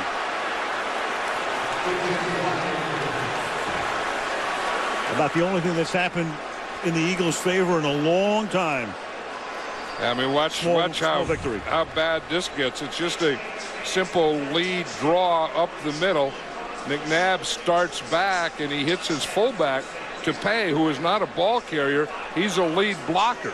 He comes a little tight in there. I don't think McNabb had the ball out too far. I would say that Thomas Tupay was too tight. Right, he got the snap. Snap was good. Grazes Tupay's elbow, trying to get it to Buckhalter. And the Giants make it 16-0. You know, and that's when you know everything is going against you. I mean, something like that doesn't happen in high school football. You know, I mean, that's something that, you know, being able to get a handoff on a lead is about as simple as you can get. You know, when you get down to your fullback is leading and running into the ball that's in your quarterback's hands, things are going nowhere but downhill. J.R. Reed to run the kickback. Lawrence Steins kicking off with a minute and 30 remaining in the third quarter. From 2 yards into the end zone. Out past the 20 and then tackled at the 24-yard line. Reed. Wilson with the stop. Again, the Eagles looking like a mash unit coming in. The injured starters, Dawkins, the free safety, missing the second straight game. Shepard also out. He's been to a couple of Pro Bowls. The left tackle.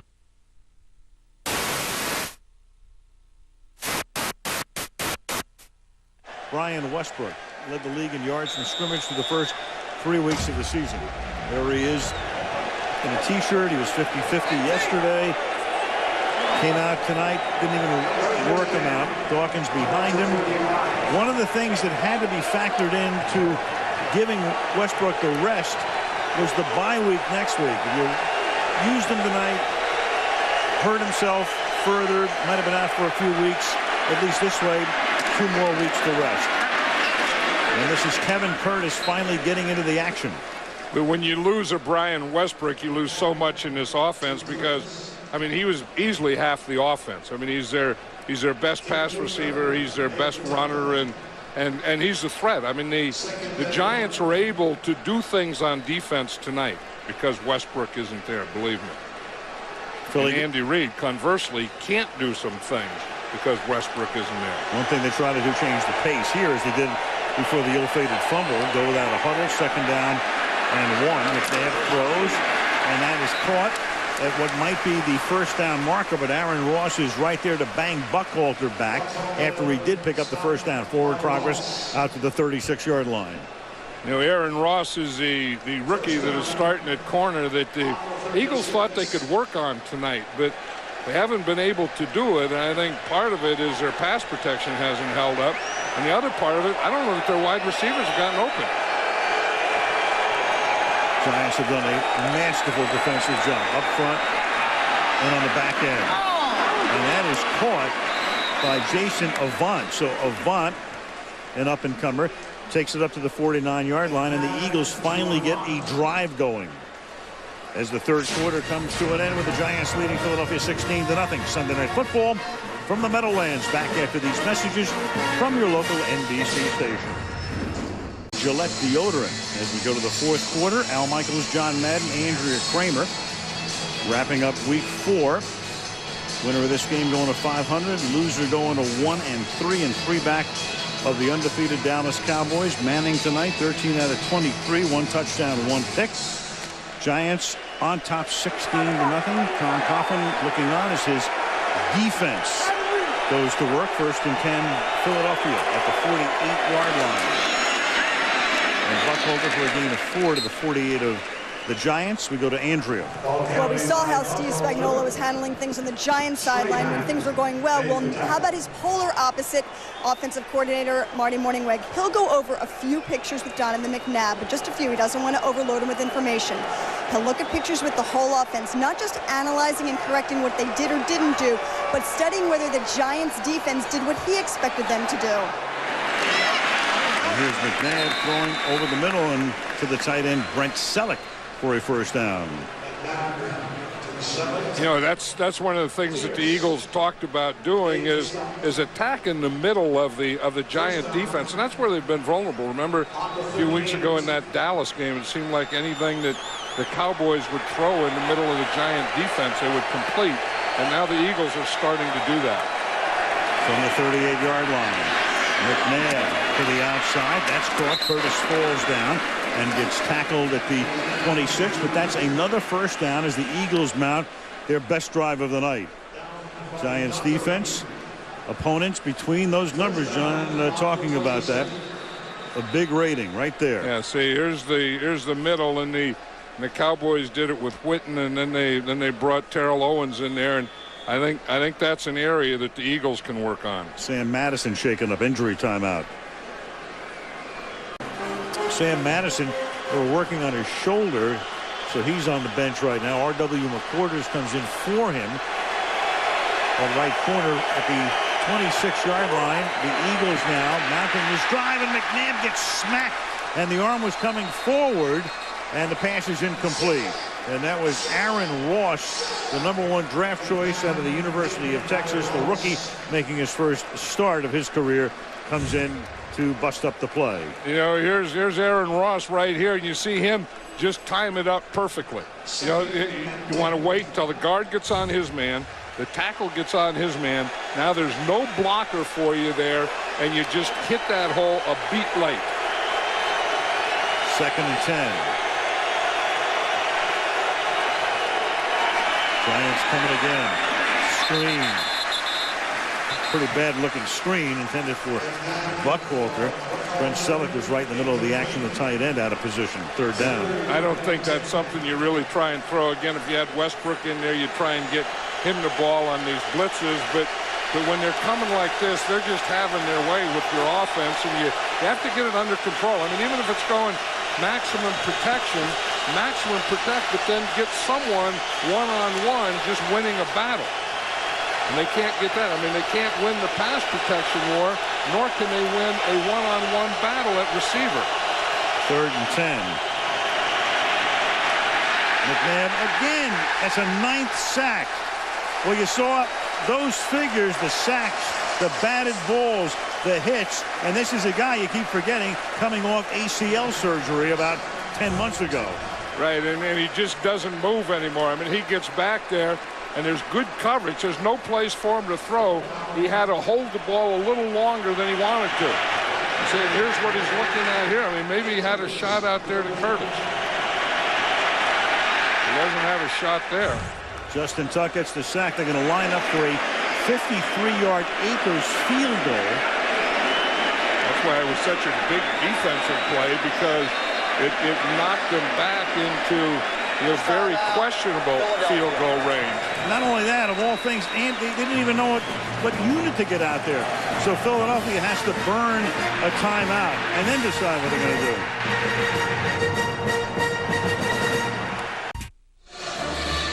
Under any circumstance, Chicago and Green Bay, that's as good as it gets in terms of a rivalry. And then you consider what this game is all about with Favre and the Packers at 4-0, and Chicago desperately in need of a win now. That's the game next week. Football night gets things started at 7 Eastern time. Green Bay on top. Detroit winning today, coming from behind to beat Chicago. And the Bears right now in an early season pretty much must-win situation. Now right here, I mean, Philadelphia no man's land. It's 4th down and 19. Do you have a 20-yard pass play? Not really. Do you try a pooch punt? That's not going to gain too much. So they're going to line up to kick a 53-yard field goal from a guy who's 4 out of 10 lifetime here. The downside to this, as well as missing it, is the Giants would get the ball at their own 43-yard line. Right, the only choice is either kick it or fake it. And Akers bangs it through.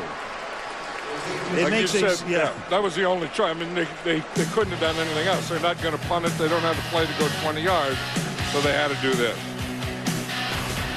Philadelphia on the board. From Manhattan back to the Meadowlands, where David Akers has just kicked the second longest field goal of his career. And his kickoff now taken at the 1-yard line by Reuben Drones. Good run back for Drones to the 34-yard line. The pulse, Philadelphia hasn't had much of one tonight offensively. Eli Manning, meanwhile, 130 yards, 1 TD, 1 pick. McNabb has been sacked 9 times. Humidity with 4 of them. And Strahan got his sack early to break that tie he was in with Michael Strahan since late last season. What did I say? Lawrence Taylor.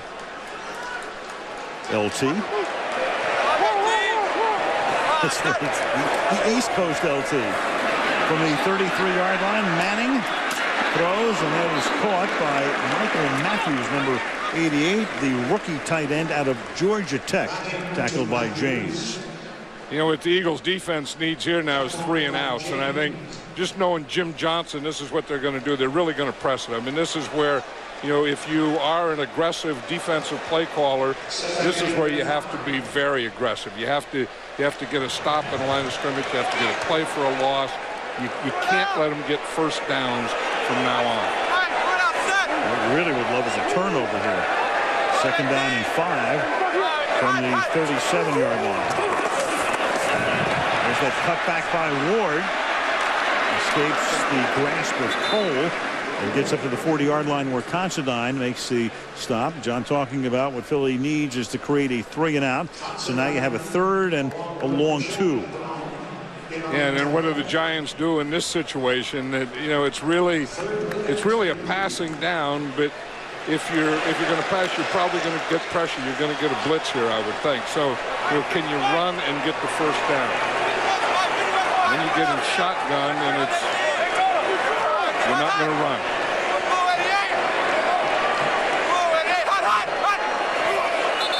And you got movement up front. False start. Offense number 83. 5-yard penalty. 3rd down. That's the other thing that drives the coach crazy. Here you are, you're using your snap count to help your quarterback. You're using your snap count to help your offensive line, and then you get a wide receiver out there on your hard count who jumps.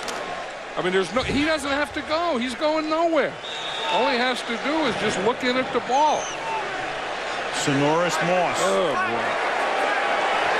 3rd down and 7.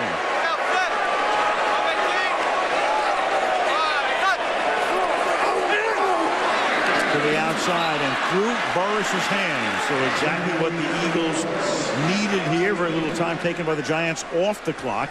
1 tick under 11 minutes. And the Eagles, who mounted their most impressive drive of the night, resulting eventually in a 53-yard field goal by Akers, will get the ball. And as you say, the Eagles got exactly what they needed, a 3 and out here with a little help from that guy we just saw taking his helmet off. Jeff Fiegels. High floating kick, not particularly deep. Fair caught at the 29-yard line by Reno Mahi. Reed's offense back on the field. 10:50 to play in the 4th.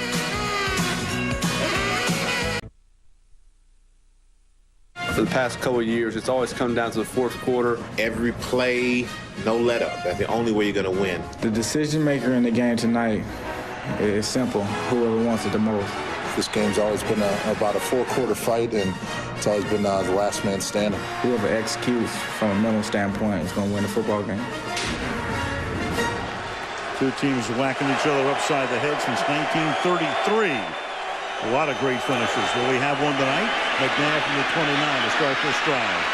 Sidearms it, and it's intercepted and then dropped by Mitchell. Buckhalter couldn't handle it. He got hit. Pierce was there, and then Mitchell had a sure pick and dropped it. And he's laughing now, knowing probably if he would have gotten that pick, it could have been another touchdown. He was a guy that picked up the fumble and scored with it, and he looks right here. If he catches that, he could very well have run that in. 2nd down and 10. Well, they sure haven't given his left tackle out here much help. Mr. Just has been all by himself, and that's what's happening. Yeah. His man almost came in for another sack that time. Kiwanuka is there as McNabb is forced to scramble out, and Humidity been pretty close to getting a 5th sack. Right, and I think by now you would know that Winston Justice by himself cannot block Osi Humidity. So I would imagine that you'd put a tight end over there, you'd put a back over there to chip him. You would do something, or just get the ball back there and get rid of it quickly, which looks like an impossibility right now. And McNabb was running forward. That was a sack. They got him behind the line of scrimmage. That was 10. This is 11. That's 11 sacks, 5 by Humidity. And they're going to say that, they didn't do this, they didn't do that. And I'll tell you, they didn't because these guys didn't let them. There's another bull rush. If you want to describe a bull rush and say, what is a bull rush? Diagram it up. Show me a picture of it. There was a picture of a bull rush right there. That ties the Giants team record for sacks. Humidity sets an individual record with 5. The kick is fielded at the 34 by McQuarters. And he brings it back to the 39-yard line. What a performance by the Giants defense. By the Giants defense. Go figure. 16-3. 11 sacks tonight. Humidity has 5. He has set a Giants team record. Pepper Johnson had 4.5 in 91. Strahan had 4 in 01. And Lawrence Taylor twice had 4. The 11 tying the mark and paying homage is one Michael Strahan to Humidity, and Humidity still has 9 minutes and 41 seconds. He is probably not done. No, that's why he's smiling. He knows there's more where that came from. Here is Ward.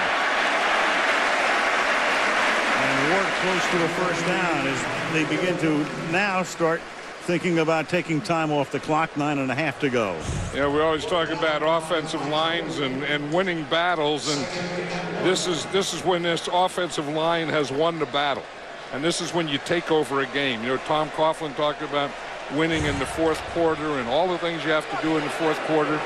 The offensive line has a big part of what they do, and they have control of this game now, this Giant offensive line. 2nd and 1. Ward again, and that'll take another 40 seconds off the clock by the time they snap it again. Quentin Michael makes the tackle. So Tom Coughlin, of course, under siege last year at the end of the year when the team went into the tank at the end and lost the playoff game, and most Giant fans thought he was gone, but they renewed him for an extra season. Still under the gun this year, lose the first 2 games. They'd come back win last week. And tonight, a defensive performance for the ages, albeit against a team that comes in, as we say, as a medical unit, and has Winston just as a guy who was inactive every game last year, playing that spot that Humidity is just rolling over like a steamroller. Here's Drones, gain of 1. And they did it with, Strahan, got some. They got pressure up the middle. They moved Humidity around. They blitzed, they brought safeties, they brought linebackers, they pressured McNabb early, straight up the middle, and Steve Spagnuolo, the defensive coordinator, really had a great plan for the Eagles tonight. 2nd and 7. That's when they can't block your defensive ends, that helps your plan. Yeah. From the 45. Jones to the 43. 7.5 to play regulation. We talked about Trent Cole coming into this game being the leading sacker in the NFL, and was going to be a tough matchup for David Deal. And Deal has really played well. He had a challenge, and he really stood up to that challenge. He handled his part of the bargain. What they do is Trent Cole comes in and he tries to get low and get underneath you, and what tackles are doing to him now is what Deal just did there, is when he tries to get underneath and get leverage, you just push him to the ground. 35, the Giants effectively using the clock on this drive. Under 7 minutes to play, and Manning has to dump away getting sacked as he tried a backhand flip after Quentin Michael got into the backfield. And the Giants will punt. And John, maybe for the Eagles, maybe they'll have to go back to those uniforms that they wore last week. Well, they'd like to have some of those points that they had last week. You start going in the 30s, and then you're in the 40s, and then you're in your 50s, and let's save some of those for the next week. But they're not playing this giant defense that is really dominating them tonight. Now, the Giants still, again, had to get some first downs there, and the Eagle defense needed a 3 and out. Eagles to kick. Reno Mahi is back to receive it. Mahi pulls it in at the 11-yard line. 25 out of bounds. Consensus says about the ugliest uniforms in the history of the league. They, of course, a tribute to the Philadelphia City colors from years ago and the Swedish immigrants, and that's what they wore last week. Do not adjust your set. And most of the Eagles were saying, well, no, we're going to put those away forever. But maybe not after last. You score 42 in the first half. Yeah, those come out in your underwear. Yeah, they'd look awfully good to them right now, wouldn't they? But they were ugly. Ooh. I mean, no one could have liked those uniforms. They were for the birds. 1st and 10.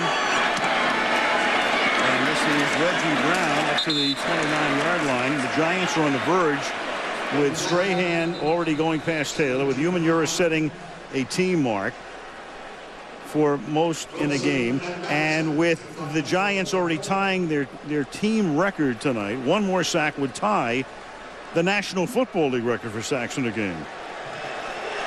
They're still giving Justice no help over on this side. They're putting the tight end on this side, and I think somewhere along the line, say, let's give this guy a little help, and maybe that's the help he needs, is just run at him. Buckhalter is going to take it for a first down. Tackle there by Justin Tucker. We're under 6 minutes to play.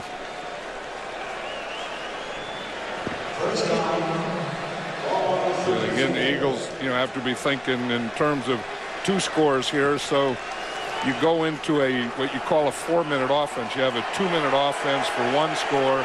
Then you go to your 4-minute offense where you need 2 scores, and that's hurry up for 4 minutes. And they need 2 touchdowns because a field goal and a touchdown will not do it, and that pass is batted and incomplete. And Sam Madison, they were worried about him. You can see he's favoring that left shoulder. He came off on the last series and clearly favoring it right now. 2nd down and 10. You'd wondering when they were going to get some help over there to the tackle here to William Justice, and you see this time they started sliding the line to him, and Todd Harriman's the left guard comes out and they said to Humidity, here we are in the 4th quarter. We've had about enough of that, and it'll be a little too much too late. 2nd and 10.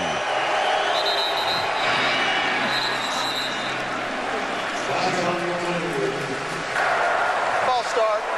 Offense number 74. 5-yard penalty. 2nd down. So that's 11 sacks given up by them tonight, and that is 14 penalties for 127 yards. Cowboys win today. Redskins off. The Giants win. They go to 2-2. Philly goes to 1-3. The good news for Philly, the bye week comes exactly when they have to have it right now. So many guys are hurt. So many key guys are hurt. This is the perfect time. On 2nd and 15. McNabb underneath. And Buckhalter fighting his way toward a first down, comes up a little bit short. It'll be 3rd and 1. And they're going no huddle now, so they can, they're going into their 2-score hurry up right now. And McNabb will sneak it for a first down. So he gets it to the 46. Fresh set of downs. Clock under 5. Yeah, I would be surprised if the Eagles get in a huddle again, as long as this clock is running. There's McNabb last week, a perfect passer rating, and tonight 46%, and a rating about 100 points less. Spread them out and throw it quick. Get the shotgun, throw it quick. Get rid of it. Over the middle, and that'll be caught. And that's a first down as he goes to Max Schobel, the tight end. First down at the 44-yard line. Clock ticking down to 4:15 remaining in the 4th. And that was the area of this Giant defense that we were talking about is kind of in the middle, and again, they have 4 wide receivers now, so it doesn't have to be a tight end in the middle. It can be a slot or wide receiver or anyone hitting that Giant defense in the middle. McNabb looking over the middle and has to go to the outside. And that's caught by Buckhalter, and he was able to get out of bounds to stop the clock after picking up a first down at the 32-yard line with 3:53 to play. You know, something was wrong with the Giant defense on that play, Al. Antonio Pierce, if you see him right here, he was trying to take a timeout. And someone was trying to get off the field, and they had no rush at all. I mean, I don't know what they thought. The Eagles are going without a huddle, so that means it's tough to huddle up on defense also, so you have to speed up yourself. Got the snap off before the timeout. And wide open to the right side. That's as free as anybody's been tonight. Goes Buckholder down to the 16-yard line. No Giants there. No blue uniforms to the left defensive side. First down again. You know, it's funny. It looks like the Giant defense all got tired at the same time. I mean, they've had control of this thing. They've been rushing the passer. They've been tackling. They've been doing everything. And then they look like they're in cement these last couple plays. And all of a sudden, the Eagles have life. First and 10 at the 16-yard line. Philly looking ahead. Only one timeout left, plus the 2-minute warning. That's what that no huddle can do to you. Change the tempo. And now all of a sudden the Giants get fresh again as Buckholder tries the left side, and Justin Tuck is there for the tackle for the loss. I think something happened to Humidity on that play where Antonio Pierce was trying to take a timeout, because at that same time he was going out and he's still over there on the sideline. 2nd and 14. And with the clock running, you have Justin Tuck, who is down. That's the reason for the stoppage on the field.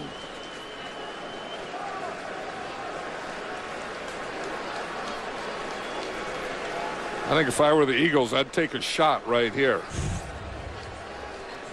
You're going to see Justin Tuck here. He's going to go to the inside. He's the right defensive end. He has pretty good leverage right there. Makes the play. That looked like a, remember you used to have those reverse body blocks? That looked like a reverse body tackle. A vice. I'm with you. I think you have to, they need 2 touchdowns. A field goal and a touchdown doesn't work when you're down by 13 points. You got to get into the end zone quickly.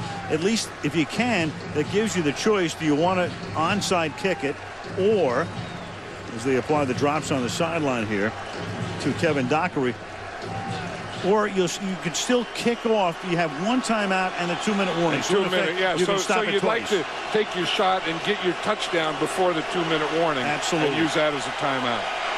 And McNabb almost gets sacked for the 12th time. The pressure is on. He goes down. Strahan that time got to him, and that will make it 3rd down and 14. You know, again, it's easy for us to stay up here and say you ought to take a shot, you know, throw one into the end zone, but he hasn't had time. I mean, that's the thing. His pass protectors really haven't helped him tonight. I mean, he's trying to set up. He's trying to get the ball up the field or down the field, and there's no way that these guys are letting him. And the receivers aren't getting open. The dual whammy. 3rd and 14. McNabb stepping up. Throws going forward. Corner of the end zone. Open touchdown. But a flag is down. Was McNabb across the line of scrimmage? That's Reggie Brown who comes up with it. The line of scrimmage is the 20-yard line, and it is. Offense number 5. Quarterback was beyond the line of scrimmage. 5-yard penalty. Loss of down. 4th down. McNabb running forward and across the line of scrimmage before he gets the pass away. And he's usually pretty good at that. Now we put the red line in there, and the red line is a line of scrimmage. He makes a good move right there. He's beyond it now when he throws it. No question. Yep. Strahan almost jumped offside that time. Got a good jump, putting the pressure on from the outside, forcing McNabb to step up. And the Eagles on 4th and 18 have to go for it, obviously. Now this crowd, you were talking earlier how this Giant crowd really understands defense, always had. And this is a play in a situation right now that this crowd is needed. Curtis to the left.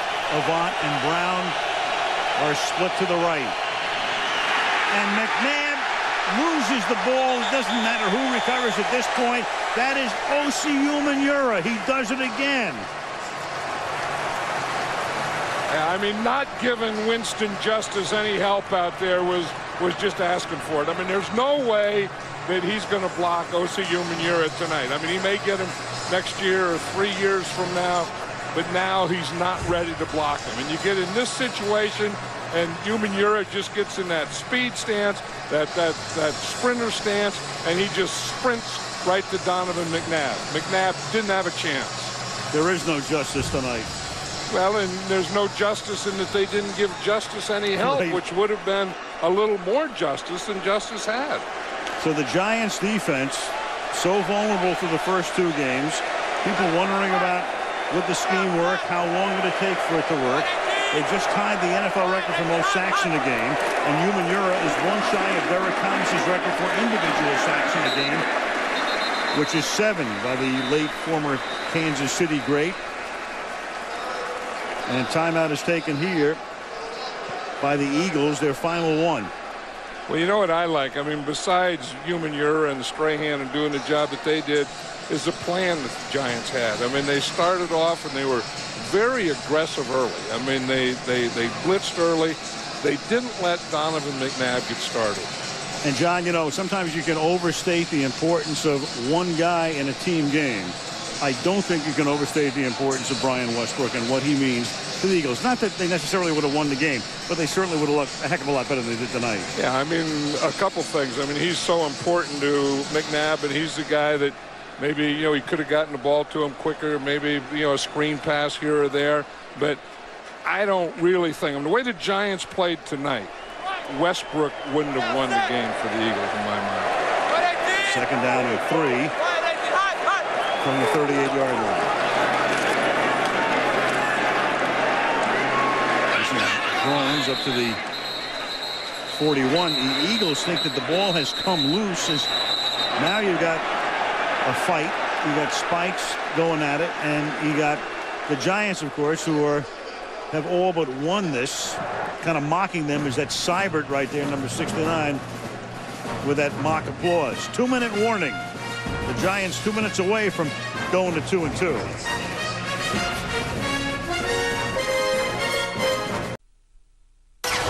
Remembering a special New Year's Eve. Brett Favre is going to get carried off the field. If he were to retire, he's leaving a lot on the plate. Love to play the game. Love these guys. Love to compete. But the legend would continue. Brett Favre, 1 away from history. And further greatness has been achieved. The National Football League all-time leading touchdown passer. Next week, the Kings here on Sunday Night Football. Brett Favre, Lambeau Field, Bears-Packers. Now you talk about football, that is football. I've always said that, you know, if they were going to make a shrine to pro football, it ought to be Lambeau Field in Green Bay. And there's just something about going into that stadium, driving down Lombardi Avenue, Lambeau Field, and, you know, that just kind of shows and represents the history of the NFL. I get chills every time I do that. Next Sunday night. 3rd down and 1 after the 2-minute warning. And fighting his way for what should be a first down is Reuben Drones, and that will in effect end it, as the Giants are going to come away with a victory on a night when they had 12 sacks, when Umenyiora, who had 1 sack in his last 8 games going back to last season. You know, John, it's a cliche, of course, what a difference a week makes. You go back to Philadelphia, what they did last week, and then you have their disaster tonight, thanks in good measure to all of the injuries. We had the Giants on opening night. Umenyiora had gotten hurt. Remember, he had Brandon Jacobs was hurt, and Umenyiora had a knee, and Manning looked like he had a separated shoulder, and they looked like they were a mess. You fast forward 3 weeks, Manning looks fine.